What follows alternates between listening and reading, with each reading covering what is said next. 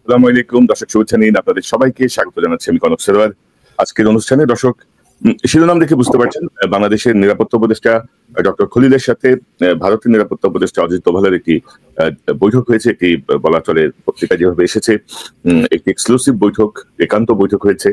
আপনারা জানেন নিরাপত্তা উপদেষ্টাদের একটি বৈঠক চলছে ভারতে। সেই বৈঠকে ডক্টর খলিল একদিন আগেই চলে গেছেন, দুদিন আগেই চলে গেছেন। বৃহস্পতিবারের বৈঠক, উনি মঙ্গলবার চলে গেছেন ভারতে এবং এই বৈঠকটি হয়েছে। এবং এই বৈঠকে কি হলো এই বিষয়টা নিয়ে আমি একটু আলোচনা করবো। পাশাপাশি একটি গোজামিলের নির্বাচনের দিকে দেশ আবার যাচ্ছে এমনটাই মনে হচ্ছে। গতকালও নির্বাচন কমিশনের সাথে রাজনৈতিক দলগুলো যে বৈঠক করেছে, সেখানে একদিনের সংসদ ও গণভোটের যে কর্মপরিকল্পনা, সেই কর্মপরিকল্পনা এখনো ঠিক হয়নি। আসসালামু আলাইকুম। দেশ কিংবা দেশের বাইরে যেখান থেকে বসে ভিডিওটি দেখছেন সবাইকে অনেক অনেক ধন্যবাদ এবং ভালোবাসা জানাচ্ছি। প্রিয় দর্শক, আমরা সরাসরি চলে যাব ভিডিও স্ক্রিনে, সেখানে আজকের ভিডিওর মূল অংশ দেখে আসবো। ভিডিওটি অত্যন্ত গুরুত্বপূর্ণ হবে, অবশ্যই ধৈর্য সহকারে পুরো ভিডিওটি দেখবেন, তাহলে বিস্তারিত বুঝতে পারবেন। ভিডিও শেষে গুরুত্বপূর্ণ আলোচনা করা হবে। প্রিয় দর্শক, চলুন আমরা সরাসরি ভিডিও স্ক্রিনে চলে যাই, সেখানে আজকের ভিডিওর মূল অংশ দেখে আসি। গণভোটের যে আইনটা হওয়ার কথা সেটি এখনো তারা পায়নি, যার জন্য তারা বসে আছে। তো সব মিলিয়ে আজকের আলোচনা আমার সঙ্গে যোগ দিচ্ছেন আপনাদের অত্যন্ত প্রিয় মুখ, প্রিয় মানুষ, মেজর সুমন আহমেদ। সুমন ভাই, আপনাকে স্বাগত জানাচ্ছি আজকের আলোচনায়। আসসালামু আলাইকুম।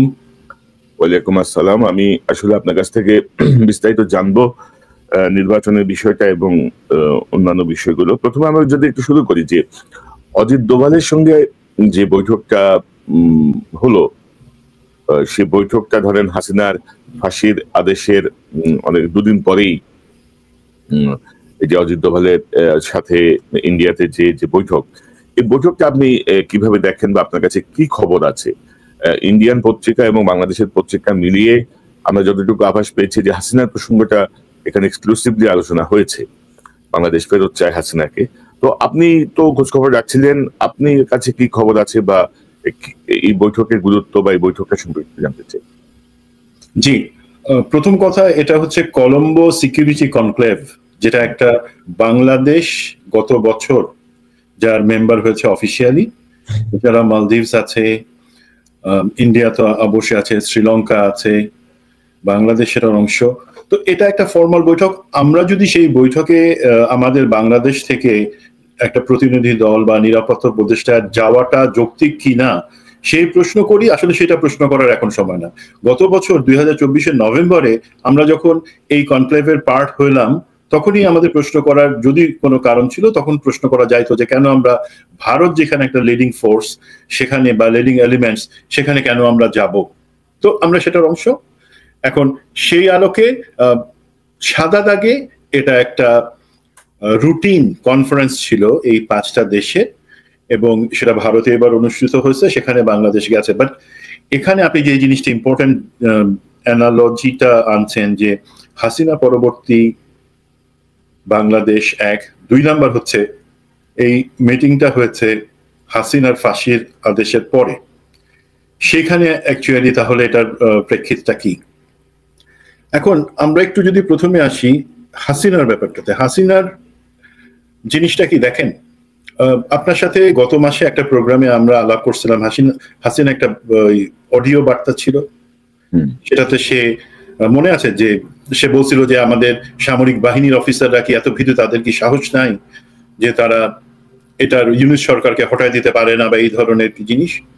তখন একটা জিনিস আসলে আমি বলতে ভুলে গেছিলাম, বাট আমাদের দর্শকরা, আমরা তো আপনি আমি দুজনই দর্শকের মন্তব্যগুলা খুব সিরিয়াসলি আমরা সেগুলাকে দেখি, এবং ওখানে কিন্তু অনেক দর্শক একটা জিনিস বলছিলেন যেটাই পরিষ্কার, সেটা হচ্ছে সাহসের প্রশ্ন যদি আসে না, আমাদের সাহস নাই। হাসিনার বাবা মুজিব যেভাবে সাহসের সাথে 1971 সালের 25শে মার্চে পাকিস্তানে ব্যাগ গুছায় চলে গিয়ে সেখানে পাকিস্তানে ভুট্টো এবং ইয়াহিয়ার মেহমান হিসাবে সাহস দেখায় দেশের স্বাধীনতা সংগ্রাম করছিলেন, এবং আমাদের এই 24-এর 5ই আগস্টে হাসিনা এবং তার সাথে আওয়ামী লীগের লোকজন যেভাবে সাহসের সাথে হেলিকপ্টারে করে বর্ডার ক্রস করে ভারতে চলে গিয়ে তাদের সাহস দেখাইছেন, সেই সাহস আমাদের নাই, যদি সাহসের সেটা মাপকাঠি হয়। সুতরাং হাসিনা বা আওয়ামী লীগ কি, সেই তাদের সাহস কতটুকু, তাদের এই পরিস্থিতিতে আন্দোলন করবার ক্ষমতা কতটুকু, সেটা ক্লিয়ার হয়ে গেছে। দেন আমরা আসি যে হাসিনার যে শাস্তি যেটা আদালত রায় ঘোষণা করলো আইসিটির, সেইটার পরে দেখেন আপনি যদি 2014 সালে মাওলানা দেলাওয়ার হোসেন সাঈদীর ফাঁসির যে আদেশটা হইল, তারপরের প্রেক্ষিতটা আর এখনকার হাসিনা, তখন বাংলাদেশের 64 জেলার মধ্যে অলমোস্ট 38টা জেলা অচল হয়ে গেছিল এই অন্যায় রায়ের প্রতিবাদে। 144 জন শাহাদাত বরণ করছিলেন মাওলানা দেলাওয়ার হোসেন সাঈদীকে যেই অন্যায়ভাবে ফাঁসির মিথ্যা একটা রায় আদেশ দেওয়া হয়েছিল তার প্রতিবাদে। আর এখানে আমরা এই নভেম্বরের 17 তারিখে হাসিনার আদেশ হলো, তারপর কয়জন মরছে, কয় জায়গায় বিক্ষোভ হয়েছে, অচল হয়ে গেছে, কিছুই হয় নাই কিন্তু। So this is something very important. সেটা শুধু আমি আপনি না, বা বাংলাদেশের জনগণ না, ভারতও কিন্তু সেই জিনিসটা নিবিড়ভাবে পর্যবেক্ষণ করতেছে এবং তারা, আমার বিশ্বাস, রিয়েলাইজ করতে পারছে যে হাসিনা বাংলাদেশের জনগণে তারা যেভাবে হাসিনাকেই শুধুমাত্র সাপোর্ট করে গেছে, সেই জায়গায় আর কোনো কিছু আগাবে না। হাসিনা এখন বাংলাদেশের ক্ষেত্রে কোনো ফ্যাক্টর না, আওয়ামী লীগ কোনো ফ্যাক্টর না।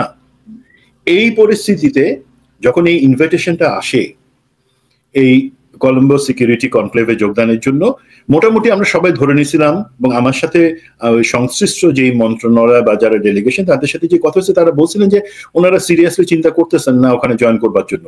বাট প্রফেসর ইউনুস, আমি যতদূর জানি, উনি নিজ থেকে বললেন যে আমাদের তো এখন এঙ্গেজড হওয়ার, আমাদের যে বার্তা সেটা সুস্পষ্টভাবে ভারতের কাছে পৌঁছায় দেওয়ার জন্য এটাই সময়, 1 নাম্বার।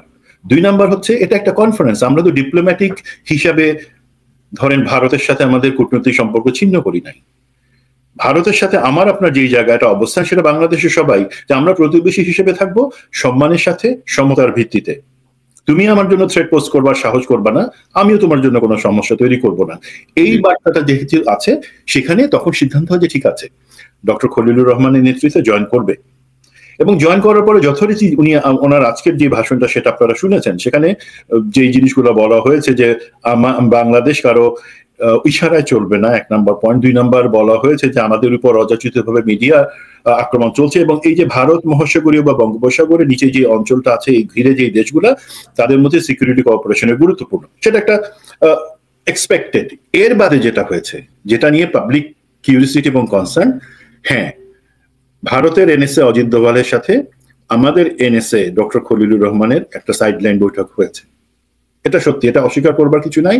এবং ওনারা যাবার আগে আমার সাথে যতটুকু কথা হয়েছে, সেই থেকে আমি একটা ধারণা পাচ্ছিলাম যে ওনারা আসলে একটা টাফ স্ট্যান্স নেবেন, যেহেতু ওনারা সম্ভবত একটা প্রেস ব্রিফ করে ওনাদের অবস্থানটা এবং কি হচ্ছে সেটা পরিষ্কার করবেন। বাট আমি যতটুকু ধারণা করতে পারি সেটা হচ্ছে হাসিনা পরবর্তী বাংলাদেশ কি, সেই জিনিসটা আমাদের পক্ষ থেকে পরিষ্কারভাবে বলে দেওয়া হয়েছে যে হাসিনাকে তোমরা প্রত্যাবর্তন করো, এক্সট্রাডিশন ট্রিটি যেটা আছে সে অনুযায়ী, সেটা এক্সপেক্টেড।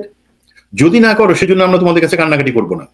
বাট লুজার হবা ভারত, তোমরাই লুজার হবা। সেটা হচ্ছে কি, আমাদের সাথে তোমাদের যে অমীমাংসিত জিনিস আছে সেখানে আমাদের তোমাদের কাছে চাওয়ার তেমন কিছু নাই। আমরা এখন নিজেদের মধ্যে চলতে পারবো ইনশাল্লাহ। তুমি যদি চাও সেই অমীমাংসিত জিনিসগুলো সমাধানের জন্য, দেন তোমাকেই হিসাব করতে হবে যে তুমি কাকে ছাড়বা, কাকে ধরবা। এবং আপনার একটা প্রোগ্রাম 2 দিন আগে যেটাতে আপনি বলেছেন যে ভারত সম্ভবত সমঝোতার দিকে আগাচ্ছে এই জায়গাটাতে, সেটা কারেক্ট। অ্যাকচুয়ালি আপনার অ্যাসেসমেন্ট যেটা ছিল সেটা আমি বলবো more or less very much correct. কারণ কি, আমি যেটা শুনেছি সেটা হচ্ছে ভারতের দিক থেকে কিন্তু তাদের সুরটা অত্যন্ত নরম ছিল, এবং হুমকির বদলে তারা জানতে চাইছিল যে ঠিক আছে, আমরা যদি সম্পর্ক উন্নয়ন করতে চাই, মনে রাখেন ভারত যে ট্রানজিট হাসিনার কাছ থেকে বিনা পয়সা পাইছিল, যেই একটা ইকোনমিক জোন পাইছিল, বিদ্যুৎ, জ্বালানি, প্রতি ক্ষেত্রে তাদের যেই ব্যবসা ছিল, সেই জিনিসগুলো কিন্তু বর্তমান সরকার স্থগিত করে রাখছেন।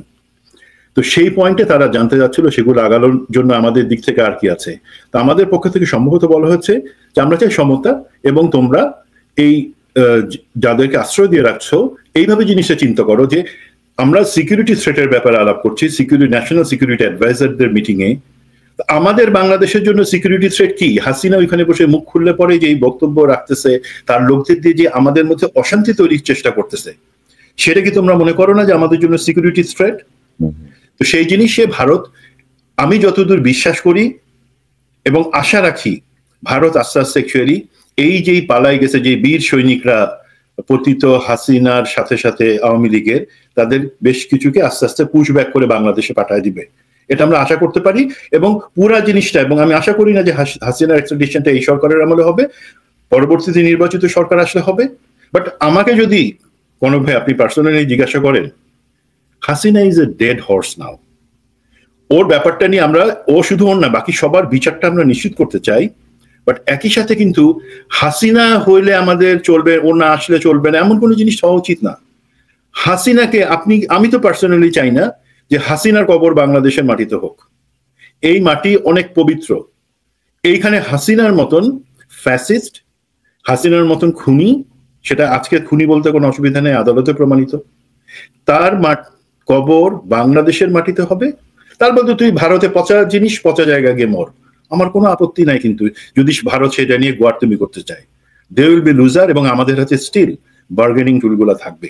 তো সেই প্রেক্ষিতে আমি মনে করব নিরাপত্তা সংশ্লিষ্ট কনক্লেভে বাংলাদেশে সংযুক্ত হওয়াটা সরকারের সিদ্ধান্ত, পরবর্তী সরকার সেটা ডিসিশন নিবে এবং সম্ভবত সেখানে যুক্তই থাকবে। বাট সাইডলাইনে যে বৈঠকটা হয়েছে, আমি ধরেন আপনার প্রোগ্রামে ডক্টর খলিলের অনেক কাজের অনেক সমালোচনা করছি, বাট এই পয়েন্টটাতে আমি যেহেতু মোটামুটি নিশ্চিত এই লাইনেই আলাপগুলো হয়েছে, আমি আশা করব আপনারা যেইভাবে জিনিসটাতে শক্ত অবস্থানে আছেন সেটাই বজায় রাখেন। তাহলে পরবর্তী নির্বাচিত সরকার আসলে পরে তারা কিন্তু সেইখান থেকে আবার শুরু করতে পারবে, রিভার্স হওয়ার সুযোগ তাদের খুব কম থাকবে। তো আমি আমি আপনার দুঃখের সঙ্গে একমত যে ধরেন আমাদের তো আসলে মানে আমরা তো আসলে কারোর পক্ষে বা বিপক্ষে না, যখন যেখানে আগে থেকে মনে হয় যে একটা চাপ সৃষ্টি করে রাখা প্রয়োজন বৃহত্তর স্বার্থে, মানে যারা আলোচনায় যাচ্ছেন, কাজে যাচ্ছেন, তারা যেন প্রপার লাইনে থাকেন, এই জন্য তাদেরকে লাইনে রাখার জন্য মাঝে মধ্যে কিছু চাপ সৃষ্টি করতে হয়, কিছু কাজের সমালোচনা করতে হয়। এটা বলতে হয় যে আমাদের যে একটা, আমরা যে খুব গভীর দৃষ্টিতে পর্যবেক্ষণে রেখেছি সবকিছু, এই বিষয়গুলো সামনে না আনলে হয় কি অনেক কিছুই হয় না, মানে অনেকেই অনেক রকম অ্যাক্ট করার চেষ্টা করেন। তো সেই জায়গাটায় ভালো, এবং আমি মনে করি যে ভারত যদি বোঝে তাহলে তাদের এটা বুঝবে যে পলিটিক্যাল গভর্নমেন্টের চেয়ে গভর্নমেন্টের সাথে যদি একটা নেগোসিয়েট করে তারা যদি তাদের কিছু স্বার্থ উদ্ধার করে নিতে পারে হাসিনার বিনিময়ে, তাহলে বেটার। নাইলে পলিটিক্যাল গভর্নমেন্ট যদি আসে তাহলে তারা সেটা পাবে না। মানে আর বড় কথা হলো এখানে তো লুকা ছাপা কিছু হইতেছে না। আমি এটাও অ্যাপ্রিসিয়েট করি যে লুকায় কেউ দিল্লিতে গিয়ে দেখা করলো, অথবা এখানে এসে লুকায় দেখা করলো। আমাদের বর্ডারে যেমন লালমনিরহাটে কারো কোথাও যাওয়া এবং সেখানে লুকায় কেউ কারোর সাথে দেখা করছে কিনা গত 2-3 মাস আগে, সেটা নিয়ে কিন্তু বড় একটা গুঞ্জন আছে। লুকায় কিছু হবে না, যা করেন জনগণের কাছে পরিষ্কার ভাবে করেন, জনগণকে জানতে দেন, জনগণের সমর্থন আপনারা পাবেন। মূল বিষয়টা কি? মূল বিষয়টা হচ্ছে ভাই, ভারতকে তো আমরা পাল্টাইতে পারবো না, মানে আমাদের প্রতিবেশী তো আমরা চেঞ্জ করতে পারবো না যে না আমরা এখন ভারতের পাশে থাকবো না, আমরা এখন আমেরিকার পাশে চলে যাব, আমরা এখন সৌদি আরবের পাশে চলে যাব, আমাদের প্রতিবেশী হবে, সেটা তো সম্ভব না। সো যতটুকু সম্ভব, অর্থাৎ যে কথাটা যে আপনি আমার অভ্যন্তরীণ বিষয় নাক গলাবেন না, মাতবরি করবেন না, আপনি দাদাগিরি করবেন না, আপনি মানে প্রতিবেশীর মতো থাকেন। হাসিনার যেই সুবিধা দিছে আপনাদেরকে ওইটা শেষ, ওই চ্যাপ্টার ওভার, শেষ, ওইটা বুঝতে হবে। তো আমি মনে করি যে আবার ধরেন আপনি দেখেছেন যে আমাদের ফরেন অ্যাডভাইজার ইন্ডিয়া টুডে টিভির সাথে একটা ইন্টারভিউ দিয়েছেন, এবং সেখানেও কিন্তু ধরেন তাদের যে সুর, কথা বলার যে স্টাইল, ইন্ডিয়া টুডে থেকে জানতে চাওয়া হয়েছিল যে হাসিনাকে যদি আমরা দেই তাহলে মাইনরিটির উপরে নির্যাতন বন্ধ হবে কিনা, মানে একটা ফালতু সব ওরা ওই দেখেন হাসিনাকে নিয়ে কিন্তু খুব স্ট্রিক্ট কোনো বক্তব্য আসতেছে না, ওই মাইনরিটি ইস্যু এই ইস্যু মিলায় তারা একটা ভজঘট পাকানোর চেষ্টা করতেছে। বাট মেইন স্ট্রিম মিডিয়া তারা কিন্তু ধরেন এই বিষয়টাকে তারা যেভাবে ট্রিটমেন্ট দিচ্ছে, বা বিজেপির সঙ্গে ঘনিষ্ঠ যে মিডিয়াগুলো, তাদের ট্রিটমেন্টে মনে হচ্ছে যেন ইন্ডিয়া হাসিনার থেকে আসলে হাসিনা মাথার উপর থেকে হাত ছড়াই নিচ্ছে আর কি। এটা মনে হচ্ছে। আপনার মন্তব্যটা শুনে আমরা অন্য প্রসঙ্গে যাব। এখানে আমি মিস্টার তৌহিদকে ধন্যবাদ দিতে চাই যে উনি আপনি যদি ওনার প্রথম থেকে 5ই আগস্ট পরবর্তী ওনার বক্তব্যগুলো, অবস্থান এবং বিশেষ করে পাকিস্তানের সাথে বাংলাদেশের সম্পর্কের ক্ষেত্রে উনি যেই জটিলতা তৈরি করার মতন কিছু মন্তব্য করছিলেন, সেগুলোর আমরা সমালোচনা করছি। এবং এইখান থেকে আমি বলবো যে উনি যেই যতটুকু বক্তব্য শুনছি আমার কাছে মনে হচ্ছে উনি সেখান থেকে কিছুটা উপরে এসে কিছুটা মেরুদণ্ড সোজা করে কথা বলার চেষ্টা করছেন। বাট দুইটা জায়গায় আমার আপত্তি আছে কোনো ভাই। একটা হচ্ছে ওনার এই জিনিসটা বা ব্যাখ্যা, হাসিনা সংক্রান্ত ব্যাখ্যার জন্য ভারতীয় মিডিয়ার সাথে কথা বলাটা প্রথমে কেন জরুরি হলো? আমাদের দেশের মিডিয়া আছে, সেটা ভালো লাগে না আপনাদের? তাছাড়া আন্তর্জাতিক স্বনামখ্যাত মিডিয়া আছে, আল জাজিরা, আপনারা বলেন আল জাজিরার সাথে ইন্টারভিউ করবেন, আপনারা বলেন বিবিসি ওয়ার্ল্ডের সাথে ইন্টারভিউ করবেন, সিএনএন এর সাথে করবেন, আমরা ব্যবস্থা করে দিচ্ছি যেগুলো নিউট্রাল, তাদের সাথে কথা বলে সেই জিনিসগুলো জানান। দ্বিতীয় যে জিনিসটা হচ্ছে, এই যে ভারত যে জিনিসটা সবসময় করে, যে তাদের পক্ষ থেকে বলবার সমস্ত মিথ্যা কিছু ভিত্তিহীন জিনিসকে পুঁজি করে তারা প্রশ্নগুলা করে। তো প্রশ্নের উত্তর দেওয়ার সময় আমি জানি আপনি একজন ডিপ্লোম্যাট, আপনাকে ডিপ্লোম্যাটিক অ্যান্সার দিতে হবে। আমার মতো তো আপনি বলতে পারবেন না যে ভারতের তেরি বেরি করলে থাপ্পড় দিয়ে বসায় দিব, আপনি বলতে পারবেন না। বাট আপনার প্রথমেই বলা উচিত এইসব ক্ষেত্রে যে আপনার প্রশ্নটাই ভিত্তিহীন, বাট সেই ক্ষেত্রে আমাদের উত্তরটা আমি এইভাবে দিচ্ছি। আমি ডিপ্লোমেসি অত বুঝি না, পড়াশুনো আপনাদের লাইনে করি নাই, বাট এটা সাধারণ জিনিস। তো সেই জায়গায় ক্লিয়ার করা উচিত ছিল। তবে আপনি যেটা বললেন সেটাই আমার মাথায় প্রথম থেকে ভাবনা ছিল, যে আমাদের পররাষ্ট্রমন্ত্রীর মর্যাদায় যে ব্যক্তি, তিনি কেন ভারতের একটা চ্যানেলে সাক্ষাৎকার দিবেন? ভারতের কোনো মন্ত্রীকে আমাদের চ্যানেল সাক্ষাৎকার নিতে পারবে না।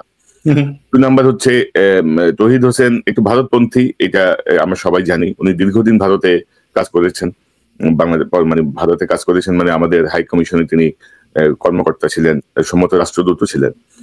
তো ওইটা হচ্ছে গিয়ে ওনার দীর্ঘ সময় পোস্টিং, এবং আপনি যদি দেখেন উনি প্রেজেন্টারকে বলছিলেন ভাই বলে সম্বোধন করছিলেন, ভাই। জি জি, খুবই অবজেকশনেবল করছিলেন।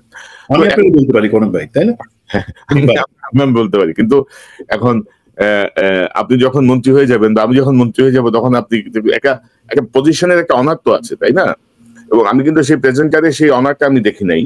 বা আমাদের তৌহিদ হোসেন যে দেখলে আমার কেন মনে হয় কি জানো, উনি একটু বাঁকা হয়ে থাকে সবসময়, দাঁড়াইতে পারে না সোজা হয়ে, উনি মেরুদণ্ড সোজা আমি দেখি না, মনে হয় সবসময় বাঁকা হয়ে আছে, কেমন যেন একটা। আমরা চাই যে এগুলো ইয়ে হোক, মানে আমরা এখন হাসিনার বিচারটা ফাইনালাইজ করতে চাই, যেন দৃষ্টান্ত হয়ে থাকে পৃথিবীর বুকে যে গণহত্যাকারীদের কোনো ক্ষমা নাই। তো আপনার শব্দ আসছে সম্ভবত, আমি এখানে আমার গার্ডেনার, সে গার্ডেন ক্লিন করতেছে, সরি।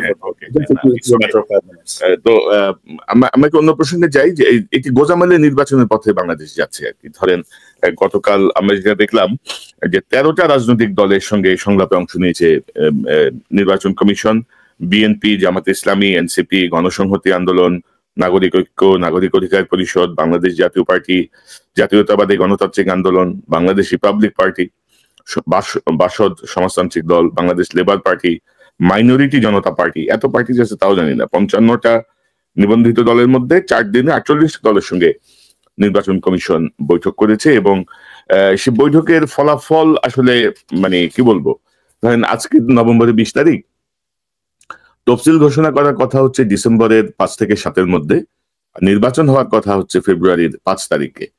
তো আজকে থেকে যদি আপনি হিসাব করেন, নভেম্বর 20 থেকে ডিসেম্বর 20, 30 দিন ধরেন, ডিসেম্বর 20 থেকে জানুয়ারি 20, 30 দিন, 60 দিন, ওইদিকে ধরেন আপনি আরো 15 দিন।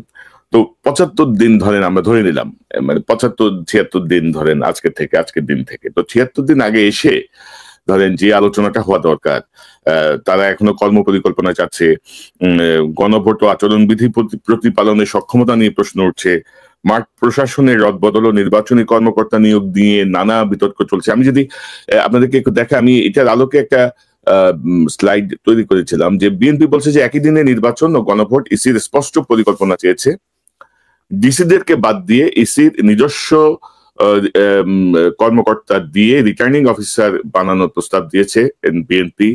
আচরণ বিধিতে শাস্তির বিধান স্পষ্ট নয়, এটাকে সাধারণীকরণ, জেনারেলাইজ করার বা ক্লিয়ার করার একটা দাবি জানিয়েছে বিএনপি। জামাত ইসলামী ডিসিএসপির রদবদলকে পরিকল্পিত বলছে। জামাত ইসলামী বলছে যে একটা জায়গায় কাউকে বদলি করা হচ্ছে, আবার সে বসে যাওয়ার আগে আবার বদলি করা হচ্ছে, এটাকে তারা পরিকল্পিত বলছে। তারা, জামাতের দাবি হচ্ছে তফসিলের পরে লটারির মাধ্যমে এইসব বদলিগুলা করতে হবে। একই দিনে 2 ভোটে ভোটার বিভ্রান্ত হবে বলে জামাত মন্তব্য করছে। আচরণবিধির অসঙ্গতি তারা তুলে ধরছে। এনসিপি বলছে গণভোটের প্রক্রিয়া, নীতিমালা ও সময়সীমা জানতে চেয়েছে। আচরণবিধিকে নিপীড়নমূলক বলে সমালোচনা করেছে। পোস্টার নিষিদ্ধের বিরোধিতা করেছে। দলীয় প্রধান ছাড়া অন্য ছবি নিষিদ্ধে সৃষ্ট জটিলতা তুলে ধরে তারা প্রশ্ন রেখেছে। গণসংহতি আন্দোলন একই দিনে 2 ভোটে আলাদা বুথের প্রয়োজন বলে মন্তব্য করেছে। গণনার সময় দীর্ঘ হবে বলে মন্তব্য।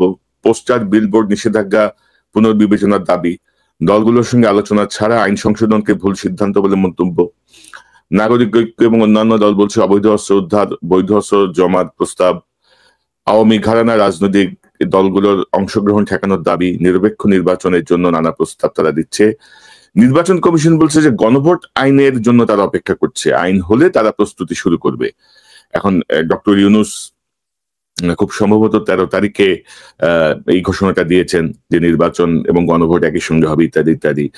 7 দিন পার হয়ে গেলেও কিন্তু এখন পর্যন্ত গণভোটের আইন যেটা গভর্নমেন্ট যে ইয়েটা ওইটা এখন আসে নাই। তো কঠোর আচরণবিধি বাস্তবায়নে সবার সহযোগিতা আছে চায় নির্বাচন কমিশন। এখন তো এই যে ধরেন এইসব এই বিষয়গুলো তো আছে। পাশাপাশি আমি যদি আপনাকে বলি যে আমাদের যেটা আমরা দেখছি আর কি, যে নির্বাচন কমিশনের এখনো ধরেন ওই যে বডি ক্যামেরা কেনা হবে, এখনো ড্রোন কেনা হবে। আমি যদি আপনাকে একটা সংবাদ দেখাই, তারপরে আপনার সাথে আলোচনায় ছেড়ে দেবো আপনার কাছে।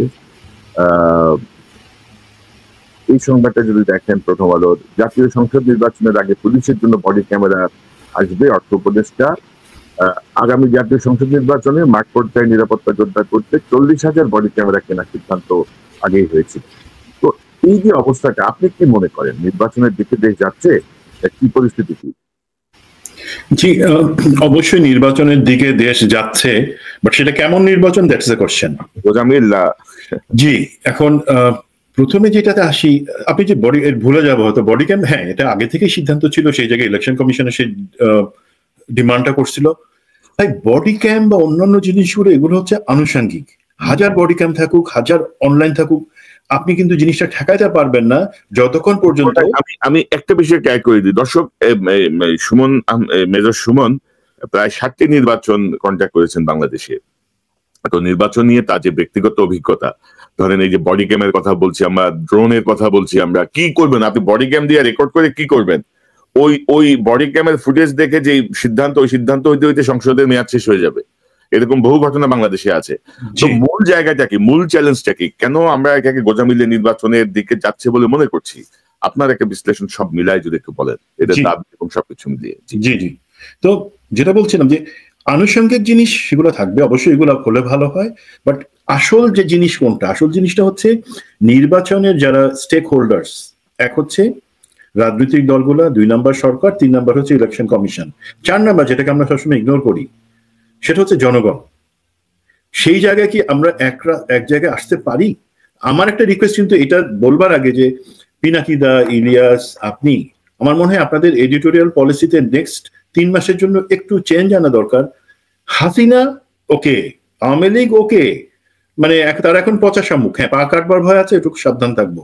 বাট আমাদের এই যে ভবিষ্যৎ বাংলাদেশ আমরা যে করতে চাচ্ছি, সেই ক্ষেত্রে আমাদের কোন কোন জিনিসগুলোর ব্যাপারে মতৈক্য দরকার।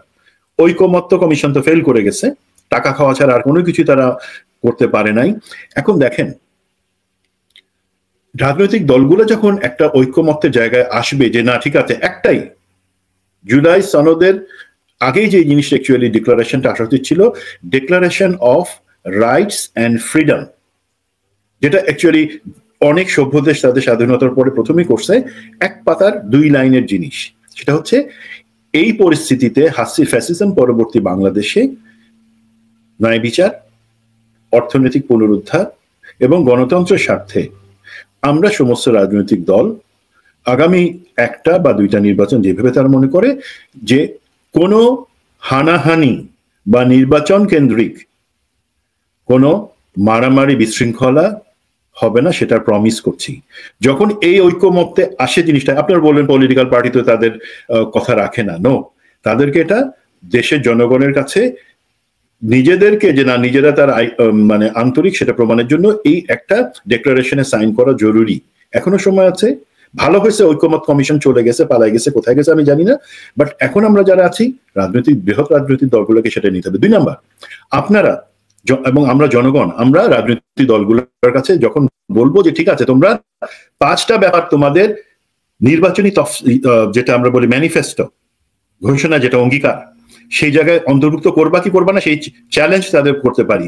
যদি তোমরা অন্তর্ভুক্ত করো তোমরা ভোটের কনসিডারেশন আসবে, যদি না করো তোমরা ভোটের কনসিডারেশন বাদ। 1 নাম্বার, যে গুম খুন এবং জুলাই অভ্যুত্থান যা আছে সেগুলা সেই সময় যে হত্যা সেগুলার বিচারটাকে সম্পূর্ণ করবার অঙ্গীকার, যে সেগুলো আমরা সম্পূর্ণ করব। 2 নম্বর হচ্ছে যে দুর্নীতি হয়েছে সেই দুর্নীতির বাজদের বিচার আমরা কমপ্লিট করব, তাদেরকে আমরা কেউ সাথে রাখবো না, নির্বাচনে তাদের থেকে কোনো অনুদান টাকা কোনো কিছু নিব না, এবং আমরা ক্ষমতা আসলে তাদের সঠিক বিচার করব। 3 নম্বর হচ্ছে আমাদের যেই যেটাকে আমরা বলি সংস্কার, একটা বিচার বিভাগ, প্রশাসন, শিক্ষা ব্যবস্থার সংস্কারটা জরুরি। ধরেন কিভাবে হাসিনা এই গত 15 বছরে আমাদের শিক্ষা ব্যবস্থাকে নোজ ডাইভ করাইছে, পুরা একদম গাত্তার মধ্যে ফেলে দিছে। কি ওই লটারি সিস্টেম করে রাখছে, ভর্তির ক্ষেত্রে বাচ্চারা লটারি সিস্টেমে। ভাই তাহলে আপনারা বিসিএস, প্রশাসন, আপনাদের নির্বাচন কমিশন, সরকার লটারি করেন না কেন? 10 জনের নাম দেন, কনক লটারিতে চলে আসলে কনক উপদেষ্টা হবে। সেভাবে তো হচ্ছে না ভাই। একটা তারা নিয়ম মেনে চলতেছে, সেই জায়গাটাতে সেই সংস্কারগুলা তারা করবে, সেটার অঙ্গীকার তাদেরকে করতে হবে। তো এই যে অঙ্গীকারের জায়গা, সেটা যদি তারা একসাথে করে তখন কিন্তু জনগণ বেছে নেওয়ার সুযোগ পাবে, তখন মারামারি হানহানি সেই জিনিসগুলো হবে না। এখন আমরা যদি আসি ওইখানে প্রস্তুতির ব্যাপারে, প্রথমে আসেন যে হ্যাঁ সরকার বলছে যে একটা নির্বাচন করবে, এবং আমি মনে করি আমাদের পুলিশ প্রশাসনের একটা ঘোষণা আপনি নিশ্চয়ই দেখছেন, যে পুলিশ প্রশাসন বলেছে যে 2018 এবং 2024 সালের ভোটারবিহীন অথবা দিনের ভোট রাতের নির্বাচনে সংশ্লিষ্ট যে পুলিশের কর্মকর্তা ছিলেন তাদেরকে তারা সাইডলাইন করে রাখবে, প্রত্যক্ষভাবে এই নির্বাচনে অংশগ্রহণের তাদের সুযোগ থাকবে না। That's a good decision. But আমরা অন্য কোনো আমাদের জনপ্রশাসন অথবা বিভিন্ন বাহিনী থেকে এই ধরনের কোনো অঙ্গীকার পাই নাই। জনপ্রশাসন আমার বিশ্বাস আছে সেটা তারা নিশ্চিত করবেন, আর বাহিনী ধরেন সেনাবাহিনী বা যারা আছে সেখান থেকে অ্যাকচুয়ালি সেটার জন্য যে রিফর্মস দরকার, আমার মনে হয় না প্রফেসর ইউনূস সেটা চিন্তা করেন বা সেই রাস্তায় আগাচ্ছেন। উনি সেনাবাহিনীর বর্তমান লিডারশিপের সাথে একটা সহাবস্থান রেখে আগাতে চাচ্ছেন, এবং উনি আশা করছেন, উইশফুল থিঙ্কিং, সেটা হচ্ছে যে না ওই ধরনের কর্মকর্তাকে রাখা হবে না। এখন জিনিসটা দেখেন ভাই, দিনের ভোট রাতে কিভাবে হয়েছে সেটা আমার দেশ মাহমুদুর রহমান ভাই একটা জেনারেলাইজ করে একটা জিনিস দিচ্ছেন, বাট এগুলো আমরা জানি, এবং এই জিনিসগুলো কিন্তু আমরা নির্বাচন কমিশনের কাছে সুস্পষ্টভাবে নাম সহ দিছিলাম, যে কিভাবে ডিজিএফআই থেকে তখন বিভিন্ন মাঠ পর্যায় পর্যন্ত, সেটা পুলিশ প্রশাসন, জনপ্রশাসন, সেনাবাহিনী, প্রতি জায়গায় জিনিসটা বন্দোবস্ত করা হয়েছিল। স্কিমটা কি ছিল, কারা কারা জড়িত ছিল। নির্বাচন কমিশন সাহস করতেছে না, আমি স্পষ্ট বলে দিলাম, নির্বাচন কমিশন আমরা অনেক কষ্ট করে একটা লিস্ট তৈরি এবং ঘটনা বর্ণনা সহ দিয়েছিলাম, আমাদেরকে তারা যথেষ্ট সম্মান দিচ্ছেন কথা শুনবার জন্য, এবং সম্মানের সাথে বলছেন তারা এটা এক্সিকিউট করতে পারবেন না, যে এই ধরনের কর্মকর্তাকে বাইরে রাখা তাদের হয়তো সাহস নাই। তাই আপনাদের সাহস নাই, তারপর আপনারা আশা করতেছেন ভালো একটা নির্বাচন করবেন। একটা এক্সাম্পল দিই ভাই, ধরেন সবকিছু ঠিকঠাক আছে, এখানে কোনো জালিয়াতি, রিগিং বা দিনের ভোট রাতে হবে না, আপনার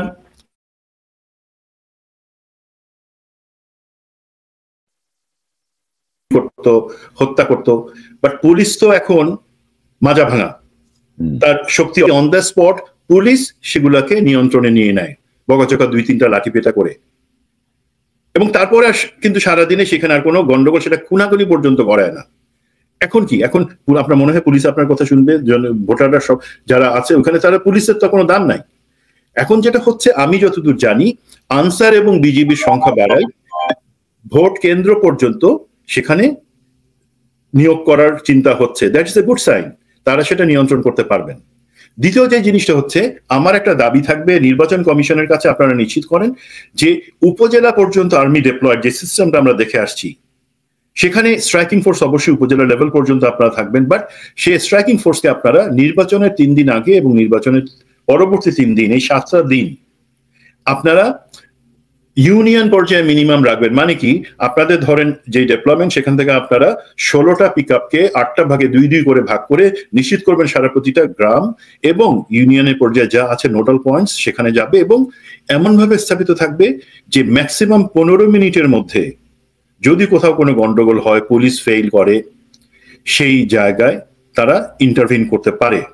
সেখানে বডি ক্যাম, ড্রোন কোনো কিছু দিয়ে কাজ হবে না, যদি না ওইভাবে আপনি ডেপ্লয়মেন্টটাকে পুশ ফরওয়ার্ড করে সামনে নিয়ে আসেন। এবং আরেকটা জিনিস হচ্ছে, নির্বাচনের দিনটা আসলে শুধু গোলযোগের দিন না। নির্বাচন আপনি যখন তাফসিল ডিক্লেয়ার করবেন, তারপর থেকে নির্বাচনে যে প্রচার অভিযান হবে, সেখানে তো 2টা জিনিস, একটা হচ্ছে রাজনৈতিক দলগুলোকে সংযত হতে হবে, আর 2 নম্বর হচ্ছে আমাদের ফোর্সকে, পুলিশকে সব জায়গায় কিন্তু তখন থেকে নিরাপত্তা নিশ্চিতের দায়িত্বে যাইতে হবে। সেটা কি সম্ভব? আর্মি যতই বলুক তারা 90,000 ডিপ্লয় করবে, এটা ইম্পসিবল। আর্মি আগের মতো ডিপ্লয় করবে, তাদের ট্রুপস মাঠে আছে, রেস্ট অ্যান্ড রিফিটের জন্য 50%কে পাঠানো হয়েছে, তারা রিফ্রেশড হয়ে আসবে, ইটস ওকে। আর্মি যে পর্যন্ত থাকুক না কেন, ইম্পর্টেন্ট জিনিস হচ্ছে রাজনৈতিক দলগুলোর সদিচ্ছা। দেখেন, আজকে যদি এই একটা নির্বাচন আমাদের গোলযোগপূর্ণ হয়, সহিংসতা হয়, তখন কিন্তু ভারত এবং তার সাথে যারা লোক আছে তারাই বলবার সুযোগ পাবে যে একটা সুষ্ঠু নির্বাচন হয় নাই। যেই দল পাওয়ারে আসবে সে কি চাবে যে আমি একটা গোলযোগপূর্ণ নির্বাচনের সিল কাঁধের মধ্যে নিয়ে সরকার গঠন করব? আপনাদের ভালোর জন্যই হবে সেটা। তো এই যে লুপহোলস গুলো আছে, আবার আপনি দেখেন গণভোট, এখন ওই প্রস্তাবনায় দু একটা পার্টি বলছে আলাদা বুথ। ভাই, আপনি এখানে ভোট দিয়ে আমরা জানি যে আমাদেরকে প্রেসিডেন্ট প্লাস হচ্ছে সেনেটর প্লাস হচ্ছে কংগ্রেসম্যান প্লাস হচ্ছে লোকাল মেয়র সবকিছু একই সাথে একই ভোটে আমরা সিলেক্ট করি, আলাদা বুথের দরকার হয় না। বাট আমি সরকারকে প্রশ্ন করি, আপনারা গণভোট নিতেছেন, আপনারা গণভোটে যে জিনিসটা সংস্কারের যে প্রস্তাবনা বা জুলাই চার্টারকে রাখতেছেন, আপনারা কি আপনাদের দায়িত্বে জনগণকে বিভিন্ন মিডিয়ার মাধ্যমে ওয়াকিবহল করতেছেন, নলেজেবল করতেছেন যে অ্যাকচুয়ালি হ্যাঁ মানে কি আর না মানে কি? আরে ভাই, সরকারি তো এখনো ক্লিয়ার না, সরকারি তো ক্লিয়ার না যে কি করবো আমরা। হ্যাঁ, এই জায়গায় সরকারের কিন্তু যদি সত্যি, এটা তো জুলাই ঘোষণাপত্র তো আপনারাই লিখছেন, আপনারাই দিচ্ছেন জনগণের পক্ষ থেকে, এটা তো আপনাদেরই দায়িত্ব যে এটাকে সহজ করে লোকের কাছে বলা। লোকে তো ওইখানে গিয়ে 10 মিনিট ধরে সেটা করবে না। আপনি প্রচারণা চালাচ্ছেন না কিছু। আমরা আসলে একটা বিশাল সুযোগ হারাইছি। আপনি যে বলছেন শিক্ষাক্ষেত্রে সংস্কার বা অন্যান্য সংস্কার, ডক্টর ইউনূসের আসলে এই গত 15 মাস যদি বিশ্লেষণ করেন, ওনার একটা কাজই খুব বেস্ট একটা ওয়ার্ক হয়েছে যে জুলাই বিপ্লবের বিষয়টাকে উনি জাতিসংঘ দিয়ে তদন্ত করাইছে। এটা ওনার মাথার থেকে একটা ভালো জিনিস বেরিয়েছিল, কারণ এই জাতিসংঘের এই ইনভেস্টিগেশন রিপোর্টটা এটাই ওয়ার্ল্ড ওয়াইড স্বীকৃতি এবং এটাই স্ট্যান্ডার্ড হয়ে দাঁড়ায় আছে। আর কোনো কিছুই জুলাই বিপ্লবের পরে ওনার কোনো কার্যকর সিদ্ধান্ত দেখি নেই। হাসিনার বিচার হইতে 15 মাস সময় লাগে না, যেখানে রক্তের দগদগে ঘা মানে ছাত্ররা কাচাচ্ছে, যেখানে সকল কিছু মানে জলে দগদগে ঘায়ের মতো মানুষের মনের মধ্যে, সেখানে এই বিচার হইতে 15 মাস লাগে না। এই বিচার তাও হয়েছে, ভালো কথা। আমরা ভুলে গেছি যে কিভাবে কারা এই 626 জনকে আশ্রয় দিছিল, কারা এই সেনাবাহিনী জেনারেলদেরকে পালায় যেতে সহায়তা করছে, কারা কোথায় কি করছে, আমরা এগুলো সব ভুলে গেছি, আমরা সব ভুলে যাই। এবং ডক্টর ইউনূস ব্রিটিশ আমলের মানুষ তো, আর্মির ইউনিফর্ম দেখলে ওনার ভয় লাগে বোধহয়, উনি কোনো জবাবদিহিটাই উনি চাইতে রাজি না। তো মানে এটা ভাই খুবই ক্লিয়ার কথা। আমরা বারবার বলছি ভাই, ছাগল দিয়ে হাল চাষ করতেছেন, ঐক্যমত্য কমিশন মানে একটা ছাগল দিয়ে আপনি হাল চাষ করতেছেন, তাই হয়েছে, লেজে গোবরে করে ফেলছে। না ভাই, ঐক্যমত্য কমিশনের ব্যাপারে আমার যে অবজারভেশন সেটা আপনারটা হচ্ছে ছাগল দিয়ে। আমার কিন্তু যেটা মনে হয়, এবং এটা দুর্ভাগ্যজনক হবে আমার ধারণাটা যদি ঠিক হয়, ঐক্যমত্য কমিশনের যে সদস্য ছিলেন ধরেন মনির হায়াত এবং যারা, তারা ইচ্ছা করেই কিন্তু, এটা ছাগল না যে তারা বুঝেন না, তারা বুঝে সুঝেই কিন্তু অনৈক্য লাগাই দিচ্ছেন পলিটিক্যাল পার্টিগুলোর মধ্যে, যাতে আমাদের কি ভাই, এখন আমাদের উচিত ওকে হাসিনা চলে গেছে, আওয়ামী লীগ যাতে আর কখনো না আসতে পারে, দেশে ফ্যাসিজম কায়েম না হয়, সেই ব্যাপারে একমত হই। পরে বাকিগুলা বছরের পর বছর সেই জিনিসগুলা পলিটিক্যাল কালচারেই সেগুলো অ্যাডজাস্ট হয়ে আসবে।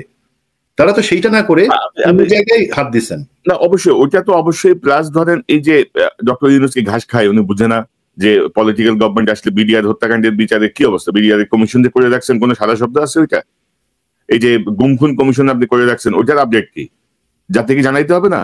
এদের মেয়াদও তো শেষের দিকে, মানে যে মেয়াদে তাদেরকে দায়িত্ব দেওয়া হয়েছে ওই মেয়াদও শেষের দিকে। তো আপনাদেরকে আমরা ফাইজলামি করার জন্য বসাইছি ভাই, সহজ বাংলা কথা। আপনি জ্ঞানী গুণী বুদ্ধিমান, আপনি নোবেল পাইছেন, তো আমি কি করতাম ভাই? আপনার যে দায়িত্ব দিচ্ছে সেই দায়িত্ব আপনি পালন করতে পারছেন না, আপনি পারেন নাই। আপনি আপনার থেকেও বুড়া লোকজন দিয়া বসছেন আপনার এই শাসনধার চালাইতে, একটা বিপ্লব পরবর্তী সরকার চালাইতে। আচ্ছা ভাই, বুড়া না বলি, উনি যথেষ্ট, বাট জিনিসটা হচ্ছে উনি যদি এতটুকু বোঝা উচিত না। সুমন ভাই, ব্যক্তি ইউনূসের জায়গায়, ওনার 3-0 থিওরি, ওনার নোবেল পুরস্কার, ওনার গ্রামীণ ব্যাংক, কোনো কিছু নিয়ে আমার কোনো মানে ইয়ে নাই। আমি আপনাকে যে দায়িত্বটা দিলাম, রাষ্ট্রের যে সুবিধা আপনি এখন নিচ্ছেন, বেতন, প্রোটোকলের যে আরাম আপনি নিচ্ছেন, সেটার জবাব তো আপনি আমাকে দিতে হবে। আমি রেমিটেন্স পাঠাই না বাংলাদেশে, আমার দাবি নাই। বাংলাদেশের মানুষের ট্যাক্সের টাকা আপনি চলতেছেন না এখন, তো ওটার দাবি নাই, আপনি এটা জবাব দিবেন না। আপনি বিপ্লব পরবর্তী আপনাকে কি ঘোড়া ঘাস কাটার জন্য বসেছি আমরা? এখানে কনক ভাই, যে জিনিসটা আমি আমাদের হতাশ করার জন্য বলতেছি না, বাট ফ্যাক্ট হচ্ছে কি, আপনি যেটা বলেন গুম কমিশনের মেয়াদ 2 দিনের মধ্যে শেষ হয়ে যাচ্ছে। এক নাম্বার, বিডিআর কমিশন তাদের যে রিপোর্ট দিবেন সেই ক্ষেত্রে কি দিবেন আমার বিভিন্ন চাপের মধ্যে থেকে আমার যথেষ্ট সন্দেহ আছে। ধরেন গুম কমিশনে যে 252টা স্টাবলিশ যেই জিনিসগুলা প্রমাণিত হয়েছে যে এই 252টা কেস নিয়ে তারা আগাইতে পারে, তার মধ্যে কিন্তু 3টা নিয়ে আইসিটি কাজ করেছে এবং রায় হয়েছে। বাকিগুলোর ভবিষ্যৎ কি বলেন তো ভাই? কোনো ভবিষ্যৎ নাই। মানে এটা কি আমি জেনারেল আজমি বা আমি কর্নেল এখানে আছি, কর্নেল হাসিনুর আছি, সেই প্রায়োরিটি দিয়ে জিনিসগুলো করা হচ্ছে, বা পলিটিক্যাল বা পার্টি বেসিসে জিনিসগুলো করা হচ্ছে? বাকি যে 249টা কেস আছে যেগুলো প্রমাণিত প্রাথমিক তদন্তে, যেটার এগেন্সে সাক্ষী হিসাবে, তারা কি মানুষ না? তারা কি মানুষ হিসেবে শাহাদাত বরণ করে নাই? তাদের বিচারটা কে করবে? আজকে এই গুম কমিশন যখন তাদের কার্যক্রম বন্ধ হয়ে যাবে, তারা নিজের বাড়িতে চলে যাবেন। তারা বলতে পারেন যে না, সরকার আমাদের মেয়াদ বাড়ায় নাই। সরকার মেয়াদ বাড়ায় কেন বাড়ায় নাই সেটা সরকারের কাছে জিজ্ঞাসা করেন। আমি আজকে সরকার এবং গুম কমিশন দুজনের কাছে বলছি, সরকার আপনি কেন বাড়াবেন না বা কেন নিশ্চিত করবেন না যে এই 252টার ব্যাপারে সুরাহা হোক? আর গুম কমিশন, আপনারা যদি চলেই যান, আপনারা কি নিশ্চিত করছেন যে সেগুলোর কাগজপত্র আপনারা আইসিটির কাছে হ্যান্ড ওভার করে যাচ্ছেন? এবং আইসিটি যতদিন থাকে, এটা তো চলমান প্রক্রিয়া হবে ইনশাল্লাহ, আমি যতটুকু আপনাকে এতটুকু আশ্বস্ত করতে চাই, আইসিটি বা আইসিটি নামে থাকুক কি না থাকুক, এটা ইনশাল্লাহ একটা চলমান প্রক্রিয়া হবে। যেগুলো আছে সেগুলো তারা শেষ করবেই, এটা ভালো জিনিস। বাট গুম কমিশন কি সেগুলো হ্যান্ড ওভার করছে? বিডিআর কমিশন কি তাদের কাগজগুলো যথাযথ কর্তৃপক্ষের কাছে হ্যান্ড ওভার করে দিবে? We don't have time. এই অবস্থায় আপনি যদি মনে করেন যে না, আপনি একটা ইলেকশন দিবেন, সেই ইলেকশনটা একটা ভোট, এক গণভোট এবং জাতীয় নির্বাচন হয়ে গেল, সেখানে রায় তো শেষ, দেন কোন প্রত্যাশায় আমরা আপনাদেরকে সরকারে বসাচ্ছিলাম? ড্রাইভিং সিটে আপনাদেরকে ড্রাইভার হিসেবে বসাচ্ছিলাম কেন? আপনারা আমাদেরকে গন্তব্য নিয়ে যাবেন, আপনারা তবে একই জায়গায় ঘুরতেছেন, মাঝে মাঝে পিছনের দিকে রিভার্স ট্র্যাকে চলে আসেন কেন? আপনি দেখেন যে গুম কমিশনের আগামী 2-3 দিনের মধ্যে আগুন টাগুন লাগে কিনা, সব সারকার হয়ে যাবে পুরা, কি করবেন আপনি? আগুন তো লাগতেই পারে, তাই না? তো মানে গুম কমিশনের মেয়াদ বোধহয় ডিসেম্বর 31 তারিখ পর্যন্ত, এখনো মাসখানেক সময় আছে ওদের। তো যাই হোক, আমি একটু অন্য প্রসঙ্গে, যে আমার এখানে লাইটে বোধহয় সমস্যা করতেছে। তো আমি যে প্রসঙ্গটা একটু যেতে চাই, যে সার্বিকভাবে আপনি বিএনপি রাজনৈতিক প্রস্তুতি কেমন দেখছেন? মানে বিএনপি তো ধরেন একটা বড় দল, সবার আগেই মনোনয়ন ঘোষণা করে দিয়েছে, এখন এটা নিয়ে আবার আরেক ভেজাল চারিদিকে। তো সব মিলে আপনার পর্যবেক্ষণ কি?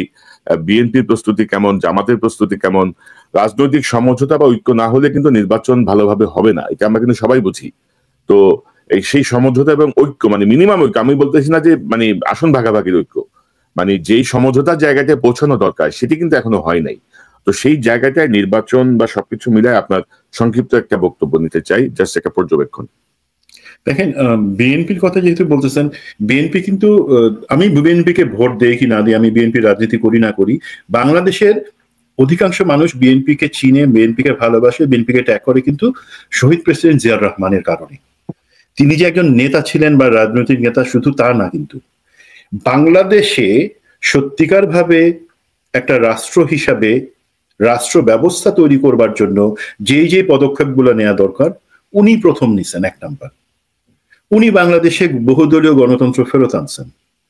উনি বাংলাদেশের যে সীমারেখা মানচিত্র, সেটা একজন সুন্দর শিল্পীর হাতে গাঢ় করে পৃথিবীর ম্যাপের মধ্যে উনি বসায় দিচ্ছেন। সেই বিএনপিকে কিন্তু আমি চিনি। আনফর্চুনেটলি আজকে যখন আপনি বিএনপির কথা বলতে চাই, তখন সেই জায়গায় আমাদের একটু হোঁচট খাইতে হয়। এখন হোঁচটটা কেন খাবো?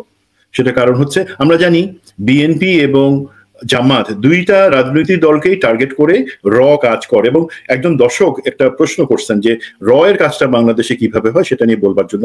আমার যদি সুযোগ থাকে কখনো, আমি অন্য আরেকটা প্রোগ্রামে বলবো, বাট এতটুকু জেনে রাখেন, কোনোদিন কোনো নেম ট্যাগ লাগাই বা এর জামা পরে আমাদের মাঝখানে আপনার আমার পাশে যে আছে, আপনার আমার অফিসের যে কর্তা আছে, আমাদের রাজনৈতিক দলের অনেক নেতা আছে, আমাদের সরকারে অনেক আছে, তাদের মধ্যেই কিন্তু ঢুকে আছে। তারা হচ্ছে না, তবে আমার একটা অবজারভেশন বলি এখানে এর ব্যাপারে। জি, হাসিনা যে উৎখাত হতে যাচ্ছে, এত আমরা অনেক বড় বড় কথা বলি না, টেরও পাই নাই। নেপাল দেখেন, টেরও পাই নাই। শ্রীলঙ্কা দেখেন, নেপাল টেরও পাই নাই। মালদ্বীপ দেখেন, টেরও পাই নাই। সো আমার মনে হয় কি জানেন তো, আমাদের দেশের এই চরিত্রহীন যে জায়গাগুলো আছে আর কি, সেনা কর্মকর্তা থেকে শুরু করে প্রশাসনের কর্মকর্তা, এই রয়ের যে একটা জুজু চারিদিকে, এই জুজুটাকে তারা কাজে লাগায়। তারাই বলে যে ভাই আমার কাছে ইনফরমেশন আছে, আমাদের কত দিবা, আমাদের কিন্তু সচিব বানাইতে হবে, আমাদের কিন্তু মেজর জেনারেল বানাই দিতে হবে, তাহলে তোমার আমি ইনফরমেশন দিব। এটাই বুঝছেন তো? আমার মনে হয় না যে আপনার ধারণাটাকে আমি উড়াই দিব না, এটা অনেক ক্ষেত্রে সঠিক। তো এই ভারতীয় যে প্রেশার বা ভারতীয় যে ইচ্ছা, সেই ইচ্ছাটা এই জামাত বিএনপি সবার মাঝখানে চাপাই দেওয়ার একটা ইচ্ছা সবসময় আছে। তার এগেইনস্টে কিন্তু আমাদের বড় রাজনৈতিক গুলোকে কাজ করতেছে। এবং আমি যেহেতু এখন বিএনপির কথা বলবো, বিএনপির ব্যাপারে বলি যে আমাদের যে প্রত্যাশা, সেই প্রত্যাশা জায়গায় আমরা দেখতে চাই যে হ্যাঁ, শহীদ জিয়া যে রাস্তাটা বেছে নিয়েছিলেন, হ্যাঁ শহীদ জিয়ার মতো লিডার আমরা পাবো কিনা কখনো জানি না, বাট আমরা তো পরিবারতন্ত্রের মধ্যেই আছি এখন। তার মধ্যে থেকে তাহলে সেটা একটা ভালো দিকও আছে। আমি সেই লেগাসিটা আমি ক্যারি ফরওয়ার্ড করি, আমি দেখাই যে হ্যাঁ আমার বাবা যেই রাস্তায় যেইভাবে বিজ্ঞতার সাথে জিনিসগুলো করেছেন সেটা করি।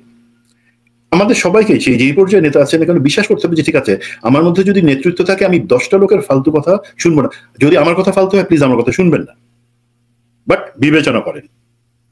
এক নাম্বার জিনিস হচ্ছে আপনারা যে এই প্রাথমিক মনোনয়নটা দিলেন, সেই মনোনয়নটা অনেকে বলতেছেন সেটা জনাব তারেক রহমানের মনোনয়ন, দলের একটা অংশের মনোনয়ন, তারা টেস্ট অ্যান্ড ট্রায়ালের জন্য এটা দিয়ে দেখতে যাচ্ছে না, এটা ওনার মনোনয়ন 237 আসনের যেটা, তার থেকে অ্যাপ্রুভ করা মনোনয়ন। তো সেখানে কিছু জিনিস আমরা দেখতে পাই যে কিছু আপনি আলাপ করছেন এটা নিয়ে, এবং দেখেন আমি শুধু আলাপ করবো একটা জায়গায় ধরা দিই যে আপনারা যে এইবার সামরিক বাহিনীর কাউকে মনোনয়ন দিলেন না, যে 3 জনের কথা বলা হচ্ছে ওনারা তো ডাইনোসর যুগ থেকে আছেন, ওনারা প্রাগৈতিহাসিক সম্পদ, পুরাতাত্ত্বিক সম্পদ হিসেবে এখন জাদুঘরে যাওয়ার সময় হয়েছে। তার বাদে বর্তমান প্রজন্মে যারা আছে তাদেরকে মনোনয়ন দেওয়াটা অন্তত 8-10 জন কেন জরুরি ছিল, সেটা হচ্ছে কি এই 17 বছর 15 বছর প্লাস 111 এর 2 বছর বিএনপির বিরুদ্ধে যে বিষদগার এবং বিএনপিকে সশস্ত্র বাহিনী থেকে যেভাবে ডিস্ট্যান্সিং করা হয়েছে প্রপাগান্ডার মাধ্যমে, একটা লোককে আপনি ইলেকশনের আগে বলেন যে সে তার এত টাকা আর্থিক কেলেঙ্কারি সিঙ্গাপুরে ধরা পড়ছে, টাকা আনা যাবে না, তাকে আপনি পিটাইলেন। এই যে চরিত্র হনন করা হয়েছে পার্টির এবং পার্টির লিডারশিপের, সেই জায়গা থেকে কিন্তু তারপরে বাকি 15 বছর একইভাবে চলে গেছে। ইভেন শহীদ প্রেসিডেন্ট জিয়াউর রহমানকে যখন তার বীরুত্তম খেতাবটা যখন কেড়ে নেওয়া হয়েছে, তখনও কিন্তু সেটাও একই উদ্দেশ্য করা হয়েছে। বিএনপি সেটা প্রতিবাদ করেনি, স্বাভাবিক। যদি আমি বালুর ট্রাক সরাইতে না পারি খালেদা জিয়াকে বের করবার জন্য সেই সময়টাতে, তাহলে আমি এটাও করবো না, স্বাভাবিক। এখন এই তার বিপরীতে বিএনপির দরকার ছিল খুব যে বিএনপি যে স্বাধীনতার পক্ষে শক্তি এবং বিএনপি এই ক্ষেত্রে আন্দোলনের ক্ষেত্রে একটা বড় ভূমিকা ছিল, সেটা জাস্টিফাই করার জন্য, কানেকশনটা এস্টাবলিশ করার জন্য আমাদের যারা রিটায়ার্ড অফিসার আছেন, যারা সত্যিকার ভাবে জাতীয়তাবাদী আদর্শে বিশ্বাস করেন, কাজ করেছেন মাঠ পর্যায়ে অনেক ভূমিকা রাখছেন, তাদেরকে মনোনয়নে চিন্তা করা উচিত ছিল। দেন তাহলে হতো কি ব্রিজিং দ্য গ্যাপ, সেই জিনিসটা হতো। পরে আপনারা বিবেচনা করে সেই এলাকার দেখেন 2টা জিনিস কাজ করেছে। জনাব তারেক রহমান নিজ থেকে বলছেন যে একটা হচ্ছে ইলেক্টেবিলিটি, একটা হচ্ছে খুব কম বিতর্কিত কাউকে নির্বাচন, দুইটা কোয়ালিটি থাকতে হবে মনোনয়নের ক্ষেত্রে, উনি বলে দিচ্ছিলেন। খুব কম বিতর্কিত এবং বাট ইলেক্টেবিলিটি, নির্বাচনে জিতে আসার যোগ্যতা। এখন ইলেক্টেবিলিটি মানে কি টাকা পয়সা? ভাই টাকা পয়সা খেলা আগামী ইলেকশনে ইনশাল্লাহ চলবে না, সেটা জনগণ ব্যবস্থা করবে। টাকা পয়সার খেলার দিন শেষ হয়ে গেছে। সুতরাং ইলেক্টেবিলিটি মানে সে যেই আদর্শে, সেই আদর্শে বিশ্বাস করে কিনা। এখন বাট আপনি আওয়ামী লীগ, বিএনপি, তাদের এই 2008, 2001, 1996, 91 সব ইলেকশনে গেলে একটা জিনিস কমন দেখতে পারবেন, তারা 8-10 জন সেনাবাহিনী বা সামরিক বাহিনীর অবসরপ্রাপ্ত ভালো অফিসারকে মনোনয়ন দেয়। কেন? সেটা কিন্তু একটা কারণ আছে। তারা সবসময় সেই সেনাপ্রধান, তৎকালীন সেনাপ্রধান বা তার কাছাকাছি কোর্সের 1-2 জনকে দেয়। দেন জেনারেল অফিসার কমান্ডিং বা জিওসি, যে মেজর জেনারেলস, তাদের ইকুইভ্যালেন্ট রিটায়ার্ড 1-2 জনকে দেয়। দেন ব্রিগেডিয়ার জেনারেলস যারা নির্বাচনে তাদের ইউনিট পাঠায় তাদের কাছাকাছি দেয়, এবং কর্নেল স্টাফ বা যারা নির্বাচনে ছকটা কিভাবে সশস্ত্র বাহিনী নির্বাচন পরিকল্পনা করবে, নিয়ম শৃঙ্খলা সহায়তা করবে, কেন দেয়? যাতে যে কোনো প্রয়োজনে তারা আগাম তথ্য পাইতে পারে যে বিশৃঙ্খলার ব্যাপারে পদক্ষেপগুলো নেওয়ার জন্য, এবং দরকার হলে তারা সেই ক্ষেত্রে ইনস্ট্যান্টলি টপ লেভেল পর্যন্ত যোগাযোগ করে বলতে পারে যে কেন আমার এই আগামীকালকে নির্বাচন আমার এলাকায় এখন এই ধরনের বৈষম্য হচ্ছে। এবং আর্মির আমি যেটা বলবো যে বন্ডেজটা সেটা এত যে সে শুনতে বাধ্য, সে বলবে স্যার ইটস ওকে, আমি ব্যবস্থা নিচ্ছি, কোনো বৈষম্য হবে না। এই যে লেভেল প্লেইং ফিল্ড এনশোর করা, এবং জনগণের একটা বড় অংশ যারা মনে করে আর্মি আমাদের সার্বভৌমত্বের রিপ্রেজেন্টেটিভ, সেই জায়গায় কিন্তু সবসময় প্রতিটা পলিটিক্যাল পার্টি রাখতে চাইছে। এটা কোনো দুষ্টু বুদ্ধি না, এটা হচ্ছে আপনাকে এইভাবেই আগাইতে হবে নিশ্চিত করার জন্য যে নির্বাচনে আপনি ওই জায়গায় সাপোর্টটা পাচ্ছেন। বিএনপি সেটা করে নাই। শুনুন ভাই, ধরেন আপনি যেটি বলছিলেন যে আমি তো নমিনেশন ঘোষণার পরপরই আমি একটা ছোট প্রোগ্রাম করছিলাম, আমি একটা লিঙ্ক দিয়ে দিব ডেসক্রিপশন, দর্শক দেখতে পারেন। এই 237 জনের মধ্যে 12 জন হচ্ছেন MBBS ডাক্তার, সেনাবাহিনী থেকে আছেন 3 জন, এবং প্রশাসনের কোনো প্রতিনিধিত্ব আমি পাই নাই ওইভাবে, পুলিশের কোনো প্রতিনিধিত্ব আমি ওইভাবে পাই নাই, সাংবাদিকদের কোনো প্রতিনিধিত্ব আমি পাই নাই।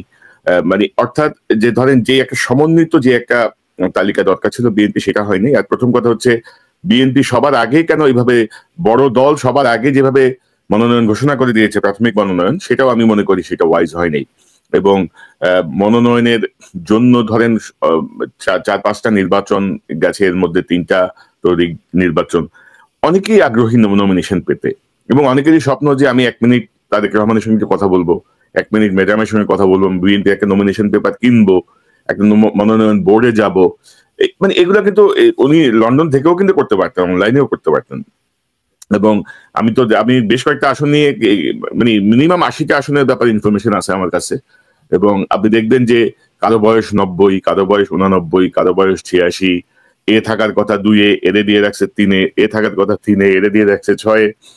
অদ্ভুত একটা অবস্থা আর কি। এখন বয়স কোনো বিষয় না, আমরা সবাই বৃদ্ধ হব, কিন্তু আফটার জুলাই বিপ্লব আপনি 90 বছর 86 বছরের মানুষজনকে যদি আপনি নমিনেশন দেন, ওরা কি এই মাঠের ফোর্সের সঙ্গে কমিউনিকেট করতে পারবে? তারেক রহমান সাহেব ফিরে আসছেন, আমি মনে করি যে এই ডিসেম্বরের ফার্স্ট উইকের মধ্যে ফিরবেন। তো ফিরলে 18 বছর আগের বাংলাদেশের যে অবস্থা ছিল, মানে 18 বছরের পরের বাংলাদেশের মানুষের ঢাকা সহ বাংলাদেশের কাঠামোগত পরিবর্তন যেমন হয়েছে, মানুষের মনোজগতেও ব্যাপক পরিবর্তন হয়েছে। 18 বছর আগের প্রযুক্তি আর 18 বছর পরের প্রযুক্তি এক না। তারেক রহমান সাহেব এসে কতটুকু অ্যাডজাস্ট করতে পারবেন, মানে এই সিচুয়েশনটা অ্যাডজাস্ট করে নির্বাচনের জন্য দলকে কতটুকু স্পিডি ওয়েতে নিতে পারবেন, সেটা এখন দেখার বিষয়। কারণ আমরা মনে করি না যে এই নির্বাচনে কোনো ধরনের অরাজকতা হোক, কোনো ধরনের মানে সিল মারার নির্বাচন হোক, অবৈধ কেন্দ্র দখল করে সেই জায়গাটায়। এবং ইতিমধ্যে ধরেন বিএনপি যে তার ভাবমূর্তি যেভাবে নষ্ট করেছে, সেটি পুনরুদ্ধারের একটা ব্যাপার আছে। কিন্তু আবার ধরেন এখনো গণভোট আগে না নির্বাচন, মানে এগুলা নিয়ে এখনো জটিলতা আছে ভাই, অনেক জটিলতাই আছে। তো সব মিলিয়ে তারেক রহমান সাহেব ফিরে আসুক, তারপর দেখা যাক উনি কি করে, ওনার দল, ওনার ভাবনা। আমাদের তো এত ভাবনা না, আমরা বলতে পারি অবজারভার হিসেবে যে জায়গাগুলো আমাদের মানে চোখে লাগছে বা সমস্যা মনে হচ্ছে, সেই জায়গাগুলো তুলে ধরা। যেন আমরা চাই যে আমাদের রাজনৈতিক দলগুলো যেন শক্তিশালী হয়। রাজনৈতিক দলগুলো শক্তিশালী হলে আমাদের দেশ শক্তিশালী হবে, গণতন্ত্র শক্তিশালী হবে। আর আপনার কি মনে হয় যে জুলাই বিপ্লবের আগে পরে খাসলতে কোনো পরিবর্তন হয়েছে রাজনৈতিক দলগুলোর? সেটা আমি বিশ্বাস করতে চাই যে পরিবর্তন হয়েছে, বাট দেখেন আপনি বিএনপি এবং জামায়াত দুইটা দলই একজন আরেকজনের বিরুদ্ধে যে বিষোদ্গারগুলো করে, সেটা তো হওয়ার কথা না। সেটা আমাদের কমন টার্গেট, সেটা তো হওয়ার কথা ফ্যাসিজম। এবং তার সাথে ধরেন ফ্যাসিজমের এখন একটা লেজ রয়ে গেছে জাতীয় পার্টি, সেই লেজটা কেটে দেওয়ার জন্য কি করা দরকার সেটার ব্যাপারে কথা বলুক। দেন যে বাইরের শক্তি যেমন ভারত আমাদের যাতে নির্বাচনকে প্রভাবিত না করতে পারে সেই ব্যাপারে ঐক্যমতে এসে সেই ব্যাপারে কথা বলা উচিত। তাই দিন শেষে এই বিএনপি জামাত তারাই তো সাফার করছে বেশি, তাই না? দেশের জনগণ সাফার করছে, সেই সাথে তারা এত তাড়াতাড়ি ভুলে যাচ্ছে কোন মধুর লোভে। ধরেন বিএনপি, আমি জামাতের ব্যাপারে দুই একটা কথা বলছি, ইটস ওকে, তারা বলছে আমার সাথে ডিসএগ্রি করছে, সমস্যা হলো ভাই বিএনপি যে দলটাকে আমি অনেক ভালোবাসি, আমি কিছু সাজেশন দিতে চাইলে, আমার পয়েন্ট অফ ভিউ দিতে চাইলে বিভিন্ন জায়গা থেকে চিৎকার উঠে, ঘেয়ে ঘেয়ে উঠে। কেন রে ভাই? This is not the correct attitude. আপনাদেরকে কেউ যদি বলে যে আপনারা এই জায়গাটাতে করলে, আমরা মাঝে মাঝে ভালোবেসেও তো বলতে পারি, শুধু সমালোচনা মানে না যে আপনাকে পচানোর জন্য আমি বলছি তা না। সেই জিনিসগুলোর সেই কালচারটা চেঞ্জ হয় নাই। 2 নম্বর হচ্ছে, আমি বলি, আপনি আলাপ করছিলেন এখানে একজন অতিথির সাথে, ব্যারিস্টার রাজ্জাকির সাথে, যে আমাদের সরকারকেও কিন্তু চিন্তা করতে হবে, তাদের লিগাল ভ্যালিডিটিটা নিশ্চিত করে নিতে হবে। একটা ইলেকশন হোল্ড করার জন্য তাদের যে আইনি বৈধতা আছে সেটা নিশ্চিত হয়ে নিতে হবে। এবং নির্বাচন পরবর্তী যে সরকার আসবে তাদের কাছে ওয়াদা নেওয়া যে হ্যাঁ তারা সেই জিনিসটা দেখবে, এবং একই সাথে জুলাই, হ্যাঁ না যাই হোক, জুলাই বিপ্লবকে, জুলাই ঘোষণাকে সেটাকে আপহোল্ড করতে হবে, সেই জিনিসটার একটা প্রমিস রাখতে হবে। দিন শেষে আমি আপনাকে বলবো, জামাত, একদম আমি আপনাকে বলে দিচ্ছি, দর্শকদেরকে বলে, জামাত নির্বাচনে আসবে। যেই সিচুয়েশন, যাই অনুকূল প্রতিকূল হোক না কেন, জামাত এই ইলেকশনে আসবে, বিএনপি ইলেকশনে আসবে। সরকার ইলেকশন করার জন্য তৈরি, নির্বাচন কমিশন ইলেকশন করার জন্য বলতেছে তারা তৈরি। একটা জায়গায় শুধু সবাই এই 3-0 সাথে 4-0 চলে আসতেছে, সেটা হচ্ছে এই নির্বাচনটা আমরা কি একটা টোটাল পুরা করবার জন্য নির্বাচন এত তারিখে, আপনি বলছেন 5 তারিখে, আমার জানা মতে 12 তারিখে, ফেব্রুয়ারি 12 তারিখে নির্বাচনটা হবে ইনশাল্লাহ। তো সেটাকে আমরা একটা আইনি বাধ্যবাধকতা তো এখানে কিছু নাই, আমাদের করা দরকার করে দিয়ে চলে যাবো সেই কারণে, তা না। এটা তো আমাদের স্বাধীনতার ইতিহাসের পরে সব থেকে গুরুত্বপূর্ণ নির্বাচন, যেখানে ভারত এবং আওয়ামী লীগ কোনো ফ্যাক্টর হওয়া উচিত না। আমরা আমাদেরকে ভবিষ্যৎটা কিভাবে করবো সেটা, সেই জায়গায় নির্বাচনটা আপনি কিছু জায়গায় এই ব্ল্যাঙ্ক রেখে, যে আমাদের একটা জায়গায় ঐক্যমত, আমরা নির্বাচনটা শান্তিপূর্ণভাবে করব, আমাদের ফোর্স কম থাকতে পারে, আমরা নিজেরা পলিটিক্যাল পার্টি নিজেদের মধ্যে মারামারি করে সিচুয়েশন খারাপ করবো না, এই জায়গাটাতে জিরো হয়ে আছে ভাই। এই জায়গাটা যদি কাজ করেন, বডি ক্যাম্প লাগবে না, অন্য কিছু লাগবে না, ভারতের তোষামতি লাগবে না, আওয়ামী লীগের ভোটার ক্যালকুলেশনে লাগবে না। সরি, আপনি যদি 1 মিনিট দেন, আমি যে জিনিসটা শুনতে চাই এবং বলি, এই জিনিসটা খুবই পেইনফুল। ধরেন কিছু ভারত প্রীতির কথা চলে আসছিল না কিছুদিন বিএনপি নেতৃত্বের বক্তব্যে, ধরেন আপনারা তো ওয়েস্ট করছেন আপনাদের যেই রিসোর্স, মুখের কথা। হাসিনার ফাঁসির পরে আপনাদের যে অবস্থান, আপনারা কি মুখ খুলে বলতে পারতেছেন যে হাসিনার ফাঁসি ঠিক হয়েছে, সঠিক রায় হয়েছে? কেউ বিবৃতিও দিতে পারতেছেন না। রকি আপনাদেরকে এমন কোনো মেডিসিন খাওয়ায় কোনো ক্যালকুলেশন দিছে যে তোমরা আওয়ামী লীগের ভোট নাও, সেটার ভোট 3 কোটি 4 কোটি, আর তোমাদের নিজের ভোটের সাথে বাকি আমরা যেটাকে বলি নিউট্রাল ভোটার, সাইলেন্ট ভোটার, তাদের থেকে বড় জোর 1,50,00,000 পাবা, তার থেকে আওয়ামী লীগের ভোটটা তোমরা নিয়ে নাও, তোমাদের কাজে দিবে। প্লিজ, আওয়ামী লীগের কোনো লোক ভোট দিতে আসবে না, আওয়ামী লীগের কোনো ভোট বিএনপি জামাত আপনাদের কাছে যাবে না, এটা নিশ্চিত থাকেন। ওই হিসাব বাদ দিয়ে দেন প্লিজ। আপনারা দেশ, জাতি, জাতীয়তাবাদ এই জায়গায় স্থির থাকেন, ভোট আপনাদের হবে। ওইটাই। আর সবচেয়ে বড় কথা হচ্ছে, নতুন যে প্রায় 7.5 কোটি যে ভোটার, নতুন ভোটার যারা আসলে এখন পর্যন্ত ভোট দেয় নাই, 2001-এর পরে যাদের জন্ম, তাদের বয়স এখন 25। তো 2001 সালে যে ছেলে জন্ম, তার বয়স এখন 25, সে এখনো ভোট দেয় নাই। তো তাদের মানসিক জায়গাটা বিএনপি বুঝতে পারছে কিনা, জামাত বুঝতে পারছে কিনা, এটা হচ্ছে গুরুত্বপূর্ণ। আর ধরেন আমরা মোটামুটি ধরেন আমাদের বিপ্লব সংস্কার এগুলা বিষ মেরে দিছে, এই অন্তর্বর্তী সরকারের নামে মুরব্বী বাহিনী সব শেষ করে দিছে। এর মধ্যে কিছু উপদেষ্টা এর মধ্যে যোগ দিছে বিএনপির সাথে, যারা আসলে যেন মানে পিঠ বাঁচাতে পারে, দেশ থেকে পালাইতে পারে, তারা এই জন্য সমঝোতা করে ফেলছে অলরেডি। তো এগুলো আমাদের জন্য দুর্ভাগ্য। আমরা এত রক্তের বিনিময়ে যে ফ্যাসিজমকে আমরা হটালাম, আমরা সেই ঘুরে ফিরে আমাদের আসলে কোনো পরিবর্তন হইলো না আর কি। শোন ভাই, এটা হচ্ছে দুঃখের কথা। বিএনপি সমালোচনা করেন, ভালোর জন্যই সমালোচনা করেন, আপনাদের বলবে গুপ্ত জামাত। আবার ধরেন এখন ধরেন মনোনয়ন নিয়ে যখন কথা বলতেছি, তখন আবার বলে যে তোমাদের তো মাথা ব্যথা কেন, বিএনপি যা খুশি তা করুক। তো এই হচ্ছে কি অবস্থা। মানসিকভাবে মানসিকতার কোনো পরিবর্তন হয় নাই। সবাই সবার মতো ভাবছে যে আমি ক্ষমতায় যাব। ক্ষমতায় যাওয়াটাই তো বড় কথা নয়, টিকে থাকতে পারবেন কিনা, কতদিন টিকে থাকতে পারবেন। কারণ হাসিনার মতো ফ্যাসিজম তো আর আপনারা করতে পারবেন না, হাসিনার মতো দমন পীড়ন আপনারা চালাতে পারবেন না। তো সেই জায়গাটায় আমাদের অনেক শঙ্কা আর কি, অনেক জায়গা। আশা করি তারেক রহমান সাহেব দেশে ফিরে সকল রাজনৈতিক দলের সঙ্গে বসে একটা সমঝোতার পরিবেশ তৈরি করে আমরা একটা সুষ্ঠু নির্বাচনের দিকে যাব। কারণ আমরা জুলাই সনদও দেখলাম ইউনূস সরকার কিন্তু গোজামিল করছে। যেদিন সনদ স্বাক্ষর হবে সেদিন সকালেও আপনার একটা ধারা নতুন ভাবে প্রতিস্থাপিত হয়েছে। তো এই ইউনূস সরকারের অধীনে তাদের যে বডি ল্যাঙ্গুয়েজ বা তাদের যে ভাবসাব দেখতেছি, তাতে আমি গোজামিলের নির্বাচনের দিকে দেশ যাচ্ছে। হাতে যে সময় আছে, এই সময়ের মধ্যে এত কিছু কেমনে গুছানো হবে। তিনটা নির্বাচনে সেনাবাহিনীর যারা অংশ নিয়েছিল তাদেরকে কিভাবে আপনি বাদ দেবেন? যারা হাসিনার কাছ থেকে ডেইলি অ্যালাউন্সও পাইছে, ক্যাশ টাকাও পাইছে, তাদেরকে আপনি কিভাবে বাদ দিবেন? পুলিশদেরকে কিভাবে বাদ দিবেন? কিভাবে কি করবেন? আসলে আমি বুঝতে পারছি না। আশা করি সামনে আরো ক্লিয়ার হবে। এবং নির্বাচন কমিশনে এখনো ফ্যাসিজমের সঙ্গে যুক্ত অনেকেই আছেন, এখানে আমি নেক্সট একটা প্রোগ্রাম করবো আশা করি। যেগুলো আমাদের কাছে তথ্য আছে আমরা তুলে ধরতে পারি। ভাই, আপনারা যে যা খুশি সেটা করতে পারেন। মেজর সুমন আহমেদ, আপনাকে ধন্যবাদ, অসংখ্য ধন্যবাদ আপনার মূল্যবান সময়ের জন্য। হোপ ফর দ্য বেস্ট, এটা ছাড়া বলার কিছু নাই। ও আজকে তারেক রহমান সাহেবের জন্মদিন, 61তম জন্মদিন। আমরা তাকে জন্মদিনের শুভেচ্ছা জানাই এবং আমরা চাই যে তিনি দেশে ফিরে আসলে ভালো হইতো জন্মদিনের আগে, এটা আরেকটা উৎসব মুখর পরিবেশে তিনি করতে পারতেন আর কি। নির্বাচনের আগে সবার সাথে মিলে। এটা আমি একজন দর্শকের একটা কমেন্টস থেকে হঠাৎ মনে হলো বিষয়টা। তো আপনাকে অসংখ্য ধন্যবাদ মেজর সুমন আহমেদ। নিশ্চয়ই আমরা নিকট ভবিষ্যতে আবার কথা বলবো, আপনার যদি শেষ কোনো মন্তব্য থাকে। না ভাই, আলহামদুলিল্লাহ যতটুকু আমরা বলতে পারছি সেটা নিয়ে লোকে যাতে পজিটিভলি নেয়। আল্লাহ হাফেজ, আসসালামু আলাইকুম। ওয়ালাইকুম আসসালাম। সন্ধ্যায় দর্শক এখন যেটা অনুষ্ঠান শুনলে নিশ্চয়ই আপনার আলোচনা মর্মার্থ উপলব্ধি করতে সক্ষম হবেন। নির্বাচনের খুব বেশি বাকি নাই, এর মধ্যে জটিলতার কোনো সমাধান নাই, জটিলতার জায়গাগুলো চলছেই। এখন পর্যন্ত অনেক কিছুই ঠিক হয়নি এবং জুলাই পরবর্তী যে সংস্কারের দরকার ছিল সেই সংস্কারের ঘোড়ার ডিমও কিছুই হয়নি। কোনো দিকেই কোনো সংস্কার হয়নি আসলে। মানে বেছে বেছে অযোগ্য গর্ধব গুলাকে দায়িত্ব দেওয়া হয়েছে বিভিন্ন দায়িত্বে, এবং তারা নিজেরা পিঠ বাঁচানোর জন্য, গা বাঁচানোর জন্য তাদের মতো করে কাজ করেছেন, যার কোনো সুফল বাংলাদেশ জাতি পাবে না, বাংলাদেশ পাবে না। এবং সকল কিছুই বিতর্কিত, সকল কিছুর মধ্যেই লেজে গোবরে অবস্থা। হাসিনার একটি রায় হয়েছে 15 মাসে, সেটি আদৌ কি হবে জানি না। ডক্টর খলিল গেছেন, আমি মনে করি যে এটা নিয়ে আর বাংলাদেশের কেউ যেন ইন্ডিয়ায় না যায়, ইন্ডিয়ান লোকজন যেন বাংলাদেশে এসে কথা বলে। ইতিমধ্যে আমাদের জ্বালানি উপদেষ্টা ইন্ডিয়া সফর করেছেন, ডক্টর খলিল গেলেন।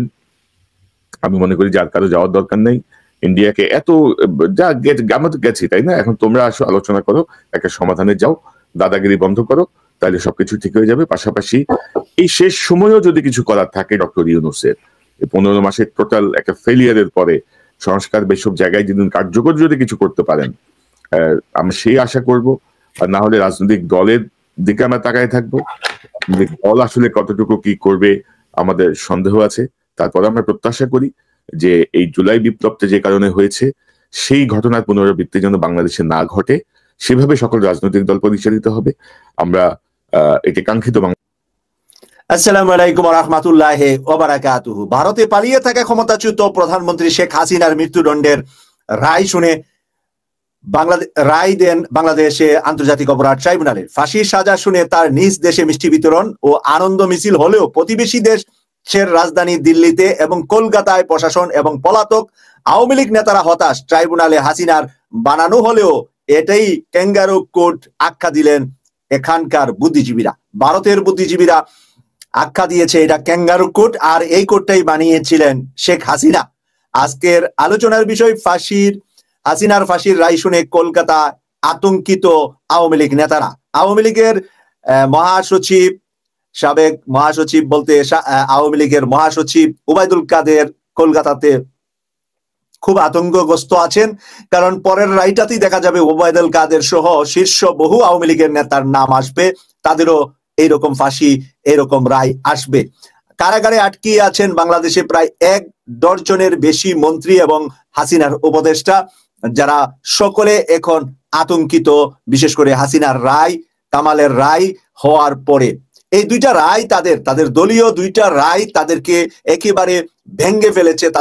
তাদের যে সাহসিকতা, তাদের যে চিন্তা, তাদের যে ভবিষ্যৎ প্ল্যান, সবকিছু একেবারে বিলীন করে তারা এখন হতাশায় ভুগছেন। তারা ভুগছেন যে দলের বটগাছ হাসিনা যেহেতু চলে গিয়েছে, হাসিনার আর কিছুই করার থাকবে না। কামাল এবং হাসিনা 1 মাসের ভিতরে বাংলাদেশে ফিরে আপিল বিভাগে সুপ্রিম কোর্টে আপিল করতে পারবেন, কিন্তু 1 মাসের মধ্যে তারা বাংলাদেশে প্রবেশ করলে বাংলাদেশের জনগণ তাদেরকে আলু ভর্তা বানাবে বলে আমি মনে করি। তাই বাংলাদেশের কোনো ফোর্স কেউ সিকিউরিটি দিয়ে হাসিনাকে বাঁচাতে পারবে না, কামালকে বাঁচাতে পারবে না। তাই হাসিনা এবং কামাল বাংলাদেশে আসবেও না, আপিলও করবে না।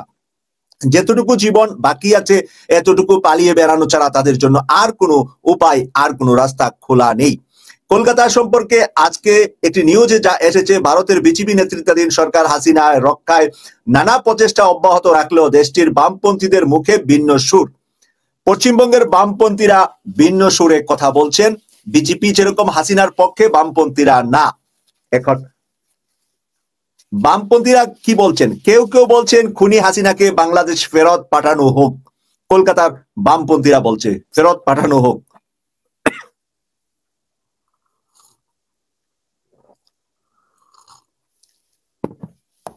কবি সম্পাদক অতনু সিং বলেন শীঘ্রই আওয়ামী লীগ প্রধানকে ফেরত পাঠানো দরকার। চলচ্চিত্র পরিচালক গৌমিত্র দস্তিদারেরও একই বক্তব্য। তিনি বলেন, অনুপ্রবেশ নিয়ে নরেন্দ্র মোদী নেতৃত্বাধীন সরকার এত মাথা ব্যথা হাসিনাকে ফেরায় না কেন? অনুপ্রবেশ করছে বাংলাদেশের মানুষ, বাংলাদেশের হিন্দুরা, কলকাতা, আসাম, বিভিন্ন জায়গায় যাচ্ছে। এই নিয়ে 100 বছর আগেও যারা গিয়েছে সরি তাদেরকে বাংলাদেশে ফেরত পাঠান নিয়ে, যেখানে হাসিনার সরকার এত কিছু করে সেখানে কেন মানে মোদী সরকার যেখানে ভারতে বাংলাদেশিরা ঢুকছে তাদেরকে বের করে দাও। 100 বছর আগে, 50 বছর আগে যারা এখানে জমি জমা বিক্রি করে সেখানে জমি জমা কিনেছে, কেউ বদল করেছে, মুসলমানরা সম্পদ হিন্দুরা নিয়েছে, হিন্দুদের সম্পদ বাংলাদেশে মুসলমানরা নিয়েছে। এইভাবে অনেকে সেখানে মুসলমানরা শান্তিতে ছিল না বলে এখানে চলে এসেছে, এখানের হিন্দুরাও ভয়ে সেখানে চলে গিয়েছে। সেই 50 বছর আগে, 100 বছর আগেও যারা গিয়েছে তাদেরকে অনুপ্রবেশ বলছে নরেন্দ্র মোদীর বিজেপি, আর এই কারণে বহু মানুষকে বাংলাদেশে ফেরত দিচ্ছে এবং তাদেরকে সেখানে ভোটাধিকার দিচ্ছে না, বিভিন্ন ধরনের সমস্যা তৈরি করছে। এখন বামপন্থী নেতারা বলছে তাহলে হাসিনা এবং তার দোসরদেরকে কেন জায়গা দিল নরেন্দ্র মোদী ভারতে? তাদেরকে কেন অনুপ্রবেশ? তারা তো ভিসা নিয়ে যায় নাই। কামাল কি ভিসা নিয়ে গিয়েছে? হাসিনা নিজেও তো ভিসা নিয়ে যায় নাই। তো এই পালিয়ে যাওয়া মানুষগুলাকে কেন ভারত জায়গা দিয়েছে? তাদেরকে অনুপ্রবেশ হিসাবে কেন বাংলাদেশে ফেরত দেওয়া হচ্ছে না? এই কথা ভারতে শুরু হয়ে গিয়েছে। এখানে লেগেছে মানবতা, কাজটা একটু বেশি হয়ে গেছে, সরি।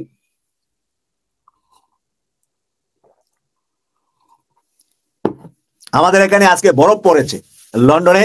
সকালে ছেলেকে স্কুলে দিতে গিয়েছি, এই যে স্কুলের থেকে এসেই লাইভটাতে বসছি, তো বাহিরে অনেক ঠান্ডা, হাতে একেবারে ঠান্ডা হয়ে গেছিল হাত, মানে মৌজা পড়েছি, হাত মৌজা, তারপরেও ঠান্ডাটা একটু হঠাৎ বেড়েছে, এই জন্য আমাকে ঠান্ডাটা ধরেছে। এটা কথা বলার সময় বোঝা যায়, অন্য সময় কাশি আসে না। আচ্ছা, আমি একটু আপনাদেরকে নিউজটা একটু তুলে ধরি। মানবতা বিরোধী অপরাধে আন্তর্জাতিক অপরাধ ট্রাইব্যুনালে হাসিনাকে ফাঁসির সাজি দেওয়ার পর বাংলাদেশে ফিরিয়ে দেওয়ার দাবি জানিয়েছে অন্তর্বর্তী সরকার। বর্তমান ভারতে পালিয়ে থাকা আওয়ামী প্রধানকে নয়াদিল্লি আদৌ প্রত্যাবর্তন করবে কিনা তা নিয়ে তীব্র জল্পনা কল্পনা শুরু হয়েছে, কারণ বিষয়টি ভারত ও বাংলাদেশের মধ্যে থাকা বন্দি প্রত্যাবর্তন চুক্তির আইনি জটিলতার সঙ্গে উৎপতভাবে জড়িত। আইনি বাধ্যবাধকতা ও চুক্তির শর্ত, আইনি বাধ্যবাধকতা চুক্তির শর্তে হাসিনাকে কিন্তু ফেরত দিতে হবে। হাসিনা সহ আওয়ামী লীগের যত লোক আছে যাদের নামে রায় হবে প্রত্যেককেই ফেরত দিতে হবে ভারত, কারণ নতুবা আন্তর্জাতিক অপরাধ ট্রাইব্যুনালে, যেটা আপনারা জানেন যে নেদারল্যান্ডে, হল্যান্ডে, সেখানেরই একটা শাখা কিন্তু ঢাকা আন্তর্জাতিক আদালত, কারণ এটা আন্তর্জাতিক আদালতেরই একটা অংশ। তাই এই আন্তর্জাতিক অপরাধ ট্রাইব্যুনালের এই রায় না মানলে হেড অফিস থেকে এটাকে ভারতকে তলব করবে ভারতের নামে, তখন আন্তর্জাতিক অপরাধী হিসাবে, কারণ চুক্তি আছে বাংলাদেশের সাথে, এক দেশের সাথে চুক্তি থাকলে সেই দেশের বন্দি বিনিময় এবং সে কোনো সন্ত্রাসী কোনো কারাগারে থাকলে চাইলে এক দেশ সরকার আরেক দেশের সরকারকে সহযোগিতা করতে হবে, দিতে হবে।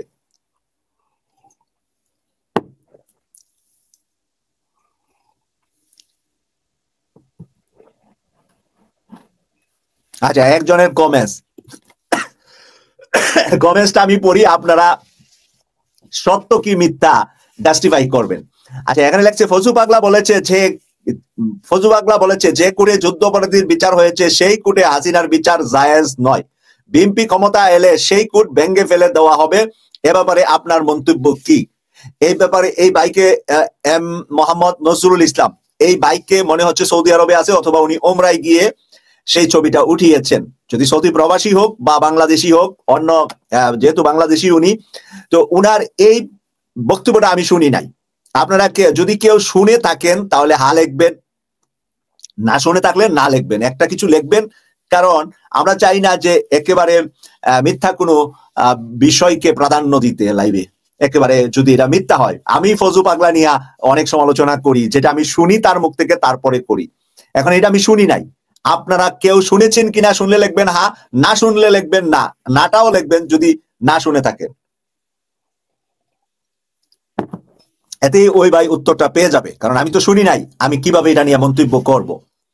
এই জন্য আপনারা শুনলে হা লেখেন, না শুনলে না লেখেন।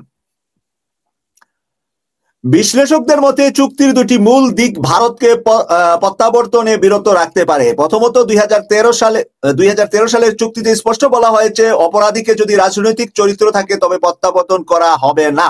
দ্বিতীয়টি সবচেয়ে গুরুত্বপূর্ণ বিষয় তুলে ধরেছেন রবীন্দ্র ভারতীয় বিশ্ববিদ্যালয়ের রাষ্ট্রবিজ্ঞানের অধ্যাপক সত্যসাচী বসু রায় চৌধুরী। তিনি বলেন, সোমবারের রায়ের পর বাংলাদেশে হাসিনার প্রাণ সংশয়ের সম্ভাবনা আছে, তাই এই চুক্তি থাকা শর্ত অনুযায়ী ভারত হাসিনাকে বাংলাদেশে প্রত্যাবর্তন করতে বাধ্য নয়। কলকাতা হাইকোর্টের আইনজীবী অভিনন্দন দাস আন্তর্জাতিক মানবাধিকার আইনের দিকটি ব্যাখ্যা করে জানান, যদি কোনো দেশে কারো জীবন ঝুঁকি থাকে তবে সংশ্লিষ্ট ব্যক্তিকে আশ্রয় দেওয়া দেশ তাকে ফেরত পাঠাতে বাধ্য নয়। হাসিনার ক্ষেত্রে এই আইনের কথা তুলে ধরতে পারে ভারত। একই সঙ্গে তিনি উল্লেখ করেন, দেশে না থাকার জন্য যদি হাসিনা রায়ের বিরুদ্ধে সুপ্রিম কোর্টে যেতে বাধা পান তবে তাও মৌলিক অধিকার লঙ্ঘনের শামিল।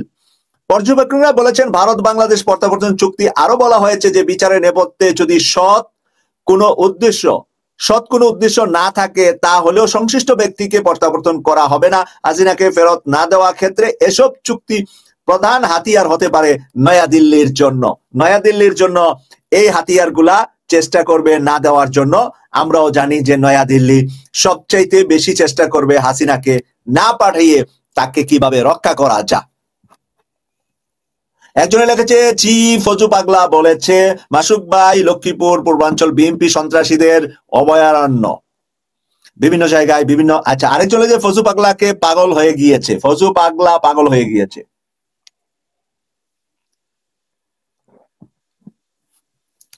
আরেকজন লিখেছে, বিএনপি ক্ষমতায় গেলে মুক্তি দেওয়া হবে। আরেকজন লিখেছে, আসসালামু আলাইকুম, আমি শুনেছি এই পশু পাগলা হারামি নাম্বার 1। আপনাদের মন্তব্য পড়েছি, আমি কিছু বলি নাই। আচ্ছা, আমি আপনাদেরকে নিয়ে যাচ্ছি যে ভারতের কংগ্রেস নেতা শমী মাথুর আজকে একটি বক্তব্য দিয়েছেন, গতকাল বক্তব্যটা দিয়েছেন, আজকে যেটা প্রকাশ হয়েছে। বাংলাদেশের সাবেক প্রধানমন্ত্রী শেখ হাসিনার মৃত্যুদণ্ডের রায় খুবই উদ্বেগজনক বলে মন্তব্য করেছেন ভারতের প্রধান বিরোধী দল কংগ্রেসের জ্যেষ্ঠ নেতা শমী মাথুর। এই রায় তাকে আতঙ্কিত করেছে বলেও দাবি করেন তিনি। এর আগে মানবতা বিরোধী অপরাধের অভিযুক্ত সোমবার ঢাকায় একটি বিশেষ ট্রাইব্যুনালে অনুপস্থিত অবস্থায় শেখ হাসিনার মৃত্যুদণ্ডের রায় হয়। আচ্ছা, এখানে লিখেছে, গত বছরের আগস্টে ছাত্র জনতার অভ্যুত্থানে ক্ষমতাচ্যুত হওয়ার পর পালিয়ে তিনি ভারতে আশ্রয় নেন। মঙ্গলবার 18 নভেম্বর এক প্রতিবেদনে এই তথ্য জানিয়েছে ভারতীয় সংবাদ মাধ্যম এনডিটিভি। শমী মাথুর সাংবাদিকদেরকে বলেন, আমি দেশের ভেতরে হোক বা বাহিরে মৃত্যুদণ্ডের পক্ষে নয়, তাই এ রায় আমাকে বিশেষভাবে আতঙ্কিত করেছে। অন্য দেশের বিচার ব্যবস্থা নিয়ে মন্তব্য করা ঠিক নয়, তবে এটা যে ইতিবাচক কোনো ঘটনা নয় তা বলতেই হবে। এটি অত্যন্ত উদ্বেগজনক। কংগ্রেসের কেউ বলছে যে এটা উদ্বেগজনক, কারণ কংগ্রেস তো লালন পালন করে হাসিনাকে 2008 সাল 2014 সাল এই নির্বাচনগুলা করার ব্যবস্থা করেছে। এরপরে আবার বাকিগুলাতে সহযোগিতা করেছে কে? এই নরেন্দ্র মোদী। তার মানে কংগ্রেস এবং বিজেপি দুইজন মিলেই হাসিনাকে প্রতিষ্ঠিত করেছে। হাসিনাকে রংবাজ মাস্তান বানিয়েছে ভারত, বানিয়েছে সন্ত্রাসী খুনি ভারত বানিয়েছে। তাই দুইটা দলই বানিয়েছে, এখন দুই দল তো তার পক্ষেই যাবে, এটাই স্বাভাবিক। প্রসঙ্গত 24 জুলাই গণহত্যার দায়ে মানবতা বিরোধী অপরাধের মামলায় সাবেক প্রধানমন্ত্রী শেখ হাসিনা ও সাবেক স্বরাষ্ট্রমন্ত্রী আসাদুজ্জামান খান কামালের আমৃত্যু কারাদণ্ডের পাশাপাশি ফাঁসিতে ঝুলিয়ে মৃত্যুদণ্ডের আদেশ দেন আন্তর্জাতিক অপরাধ ট্রাইব্যুনাল। একই মামলায় দোষ স্বীকার করে রাজসাক্ষী হয়ে সাবেক প্রধানমন্ত্রী ও সাবেক স্বরাষ্ট্রমন্ত্রীর বিরুদ্ধে সাক্ষ্য দেওয়ায় সাবেক আইজিপি চৌধুরী আব্দুল্লাহ আল মামুনকে 5 বছরের কারাদণ্ড দেওয়া হয়েছে। একই সঙ্গে দেশে থাকা হাসিনা ও কামালের সব সম্পত্তি বাজেয়াপ্তর নির্দেশ দেওয়া হয়েছে। এসব সম্পদ জুলাই ক্ষতিগ্রস্তদের মধ্যে বিতরণের করবে সরকার। আমাদের একটা কন্ট্রাডিকশন তৈরি হচ্ছিল গতকাল, যে একটা কন্ট্রাডিকশন নিয়ে একটু আলাপ করছি। সেটা হলো গতকাল 32 নম্বর ভাঙ্গা নিয়ে সেনাবাহিনী পুলিশের সাথে আমাদের ছাত্র সমাজের সংঘাত হয়েছে। বিভিন্ন জায়গায় আমরা সংঘাত, বিশেষ করে ঢাকা কলেজের ছেলেরা বোল্ডোজার নিয়ে গিয়েছিলেন, তো সেটা ভাঙ্গা নিয়ে যে সংঘাতটা তৈরি হয়েছিল, এই সংঘাতটা সম্পর্কে একটু বলবো। সেটা হলো সরকার একটা বিপদে পড়েছে। বিপদটা হলো, আপনি যদি ভাঙতে চান, এটা আগের বার যেভাবে ভাঙ্গা আছে, যে কোনো সময় এটা যে কোনো দিকে হেলে পড়ে একটা দুর্ঘটনা এখানে ঘটতে পারে। আশেপাশের বাড়িগুলা থেকে সরকারকে জানিয়েছে যে এই বাড়িটা এখন যে অবস্থায় আছে 32 নাম্বার, যে কোনো সময় হেলে পড়লে এটার আশেপাশে ধরেন 500 মানুষ আছে, এর মধ্যে 50 জন মারা গেল, মানে এই বাড়িটা যে কোনো সময় ভেঙে পড়তে পারে। এই বাড়িটার এক একজন তো এক একটা ভেঙে, কেউ রড নিয়েছে, কেউ এটা করেছে, আমরা তো দেখেছি 32 নাম্বার ভাঙ্গাটা। এই ভাঙ্গাটা এখন ডেঞ্জারাস, এটাকে যারা ভাঙতে যাবেন তারা মারা যেতে পারে। এটা হলো আভ্যন্তরীণ নিউজ। এই নিউজটার কারণে সরকার কোনো ছাত্র ছাত্রীদেরকে ওখানে যেতে দিচ্ছেন না। যে এটা ভেঙে ফেলবে এটা কোনো সমস্যা না, সমস্যা হলো ভাঙতে গিয়ে মানুষ মারা গেলে সরকারের বিরুদ্ধে তখন আবার আন্দোলন শুরু হবে। একটা ছাত্র মারা গিয়া মানে ওই যে এরশাদ বিদায় হয়েছিলেন, তো এইরকম মানে একটা দুর্ঘটনা 32 নাম্বার ঘটতে পারে, যে কোনো সময় ভেঙে পড়তে পারে বাড়িটা। এই বাড়িটা ভাঙতে যেই ছাত্ররা গিয়েছে এরা তো প্রফেশনাল বাড়ি ভাঙ্গার লোক নয়, তাই প্রফেশনাল না হওয়ার কারণে এলোপাথারি মানুষ যাবে, আর হঠাৎ করে যদি বাড়িটা একদিকে কাট হয়ে পড়ে ওখানে দেখা গেছে 50 জন 100 জন মানুষের জীবন চলে যেতে পারে। এই বয়ে সরকার, সেনাবাহিনী, বিডিআর, পুলিশ সবকিছু দিয়ে এটাকে ব্যারিকেড দিয়ে রেখেছে। এটা হলো সরকারের তরফ থেকে যে তথ্যটা আমি পেয়েছি সেটা আপনাদের সাথে শেয়ার করলাম, এবং এই তথ্যটা যৌক্তিক, অযৌক্তিক নয়। আর সরকার যৌক্তিক কারণে এটা চিন্তা করেছে, সরকারও ছাত্রদের বিরুদ্ধে না। এখন আদালত যেই রায়টা দিয়েছে, এরকম রায় যদি আমাদের আসতে থাকে তাহলে বাংলাদেশকে আমরা সোনার বাংলা বানাতে পারবো মনে হয় আগামী 6 মাস 1 বছরের ভিতরে। কেন বানাতে পারবো? আজকে কামাল, আসাদুজ্জামান কামালের সকল সম্পত্তি, শেখ হাসিনার সকল সম্পত্তি বাজেয়াপ্ত করে যারা জুলাইয়ে শহীদ আহত হয়েছে তাদের পুনর্বাসনের কথা আদালত বলেছে। এই আদালতের এই রায়ের বিরুদ্ধে তো আর কেউ আপিল করছে না। এখন এই দুইজন ভারতে থেকে তারা আপিলও করতে পারবে না। তারা আপিল করতে হলে সশরীরে এসে তাদের নিজেদের জন্য আপিল করতে পারবে। নিজেদের রায় পরিবর্তন হলে তাদের সম্পত্তির রায়ও পরিবর্তন হবে। কিন্তু আন্তর্জাতিক অপরাধ ট্রাইব্যুনাল যেখানে রায় দিয়ে ফেলেছেন, তাদের সকল সম্পত্তি বাজেয়াপ্ত করে সরকার যেন যারা আহত নিহত 24-এর তাদের জন্য পুনর্বাসন করেন। এটারও সময় দিয়েছে 1 মাস। 1 মাসের ভিতরে তারা আপিল না করলে 1 মাস পরে 32 নম্বরের মালিক সরকার। কথাটা আপনারা একটু ভালো মনোযোগ দিয়ে শুনলে বুঝতে পারবেন যে আজকে ভাঙ্গার চাইতে সরকার নিজে ভাঙ্গার তারিখটা আপনাদেরকে বলে দিলাম। 1 মাসের ভিতরে ওরা যদি ওদের জন্য আপিল না করে 32 নম্বরের মালিক হবে সরকার। সুধা সদন ধানমন্ডিতে শেখ হাসিনা জামাই যে বাড়িটা পেয়েছিল পারমাণবিক বিজ্ঞানী হিসাবে, যে বাড়িতে শেখ হাসিনা থাকতেন, সেই সুধা সদনের মালিক কে হবে? সরকার। এরপরে টুঙ্গিপাড়া যে মাজার আর কবর বানিয়েছে এটার মালিক কে হবে? সরকার। এখন সরকারের জায়গায় সরকার এত বড় মাজার রাখবে না মাজার ভাঙ্গা কবরের চিহ্ন রাইখা বাকিগুলা সরকার কাজে লাগাবে? এটা সরকারের বিষয়। কোন সরকার পরবর্তীতে আসবে এবং পরবর্তী সরকার কি কাজে লাগাবে আর ইউনূস সরকার কতদিন থাকবে, এই সব হিসাব কিতাব মিলে শেখ হাসিনা এবং আসাদুজ্জামান কামালের সকল সম্পত্তির মালিক এখন সরকার। তাহলে 32 নাম্বার আমরা না ভাঙলেও সরকার ভাঙবে। সরকার তো বেকা হওয়া অর্ধেক ভাঙা বাড়ি ব্যবহার করবে না।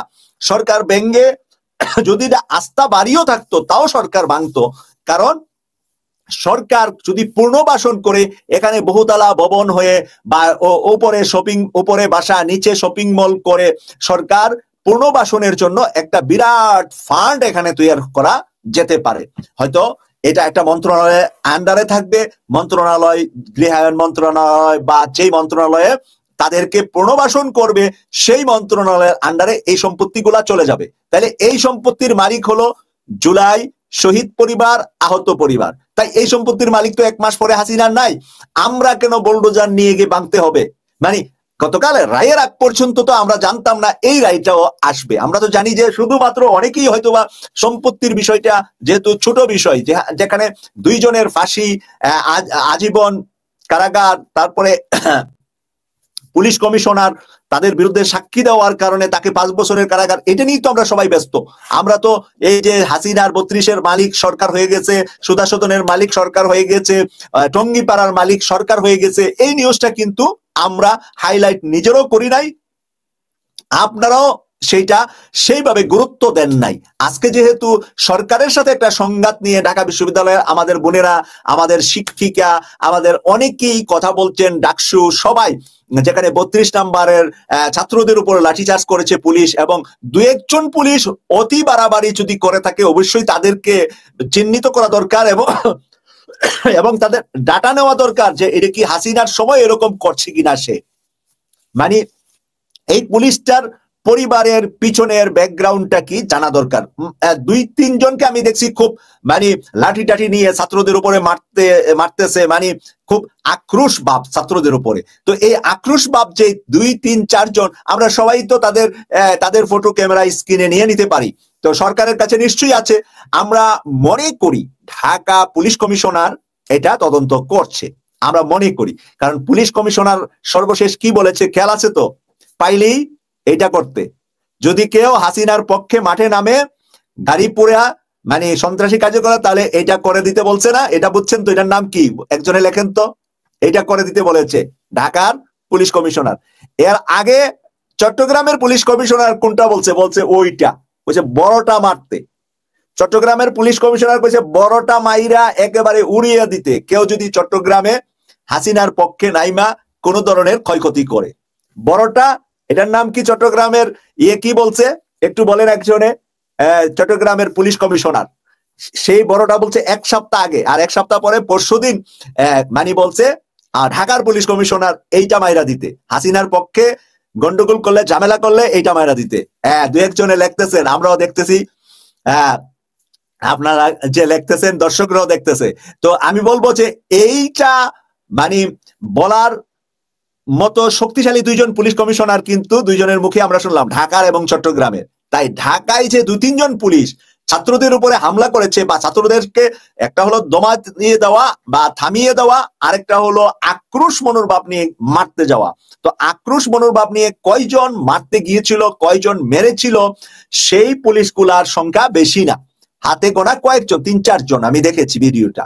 তো এই 3-4 জনকে চিহ্নিত করে দেখতে হবে তারা কি জুলাই যোদ্ধাদের পক্ষে ছিল জুলাই আগস্টে, নাকি হাসিনার সময়ও তারা আরো অন্যায় মানুষের উপর করেছে। তো যদি আরো অন্যায় করে থাকে তাহলে এরা শাস্তি নিশ্চয়ই পাবে, আমি বিশ্বাস করি। বর্তমান পুলিশ কমিশনার, পুলিশের আইজিপি যারা আছে, তারা কিন্তু পুলিশের মর্যাদা ফেরত আনার জন্য, পুলিশকে সম্মানের জায়গায় নেওয়ার জন্য তারা সর্বাত্মক চেষ্টা করেছেন এবং করবেন, করে যাবেন। তারা পুলিশের মর্যাদা নষ্ট হতে দিবেন না। কোথাও পুলিশ বাড়াবাড়ি করবে সেটা দিবেন না, পুলিশের দায়িত্ব পালন করবে। এই ব্যাপারে ঠিক আছে, আমরা সেই জিনিসটাই আপনাদের সাথে তুলে ধরলাম যে আজকে থেকে মানে গতকাল থেকে 1 মাসের ভিতরে হাসিনা এবং আসাদুজ্জামান কামাল যদি আপিল করতে না পারে, তাহলে তাদের সকল সম্পত্তির মালিক সরকার, তাহলে 32-এর মালিক সরকার। আসসালামু আলাইকুম। দেশ কিংবা দেশের বাইরে যে যেখান থেকে অবশ্যই ভিডিওটি দেখছেন সবাইকে অনেক অনেক ধন্যবাদ এবং ভালোবাসা জানাচ্ছি। প্রিয় দর্শক, আশা করি পুরো ভিডিওটি দেখেছেন এবং বুঝতে পেরেছেন হাসিনা কেমন ছিল, কি অবস্থায় ছিল, আপনারা ইতিমধ্যেই দেখেছেন। কঠিন একটি পরিস্থিতির মধ্যে দিয়ে 16টি বছর পার করেছে হাসিনা, কঠিন একটি সময় কিন্তু পার করেছে শেখ হাসিনা।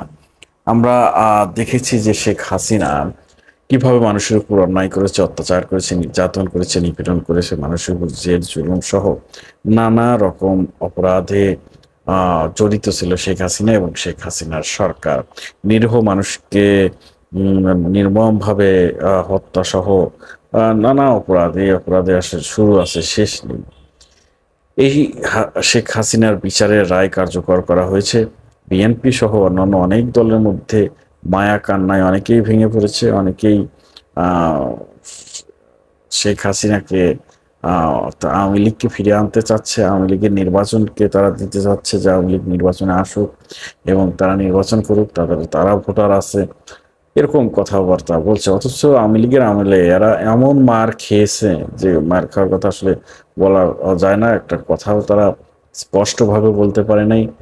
ভালোই খেয়েছে মার অনেক মার খেয়েছে, আসলে বলার কিছু নেই। কিন্তু তারাই আবার চাচ্ছে আওয়ামী লীগের জন্য মায়খানা। আসলে বিএনপি জানে যে তারা ক্ষমতায় আসবে এবং এটাও জানে যে পরবর্তীতে যদি আওয়ামী লীগ ক্ষমতায় আসে তাহলে যেন আমরা বাঁচতে পারি। এখন তো বিএনপি ক্ষমতায় আসবে এবং বিএনপি যারা চামচামি করছেন বা যারা নামে মাত্র বিএনপি, তারা চাচ্ছে যে আমরা কিছু লুটে বুটে খাই, আওয়ামী লীগ আসলে আমাদের ক্ষমা করে দিবে, আমরা আওয়ামী লীগের সাফাই গাই, যে আওয়ামী লীগ আসুক না ভালো, এরকমই।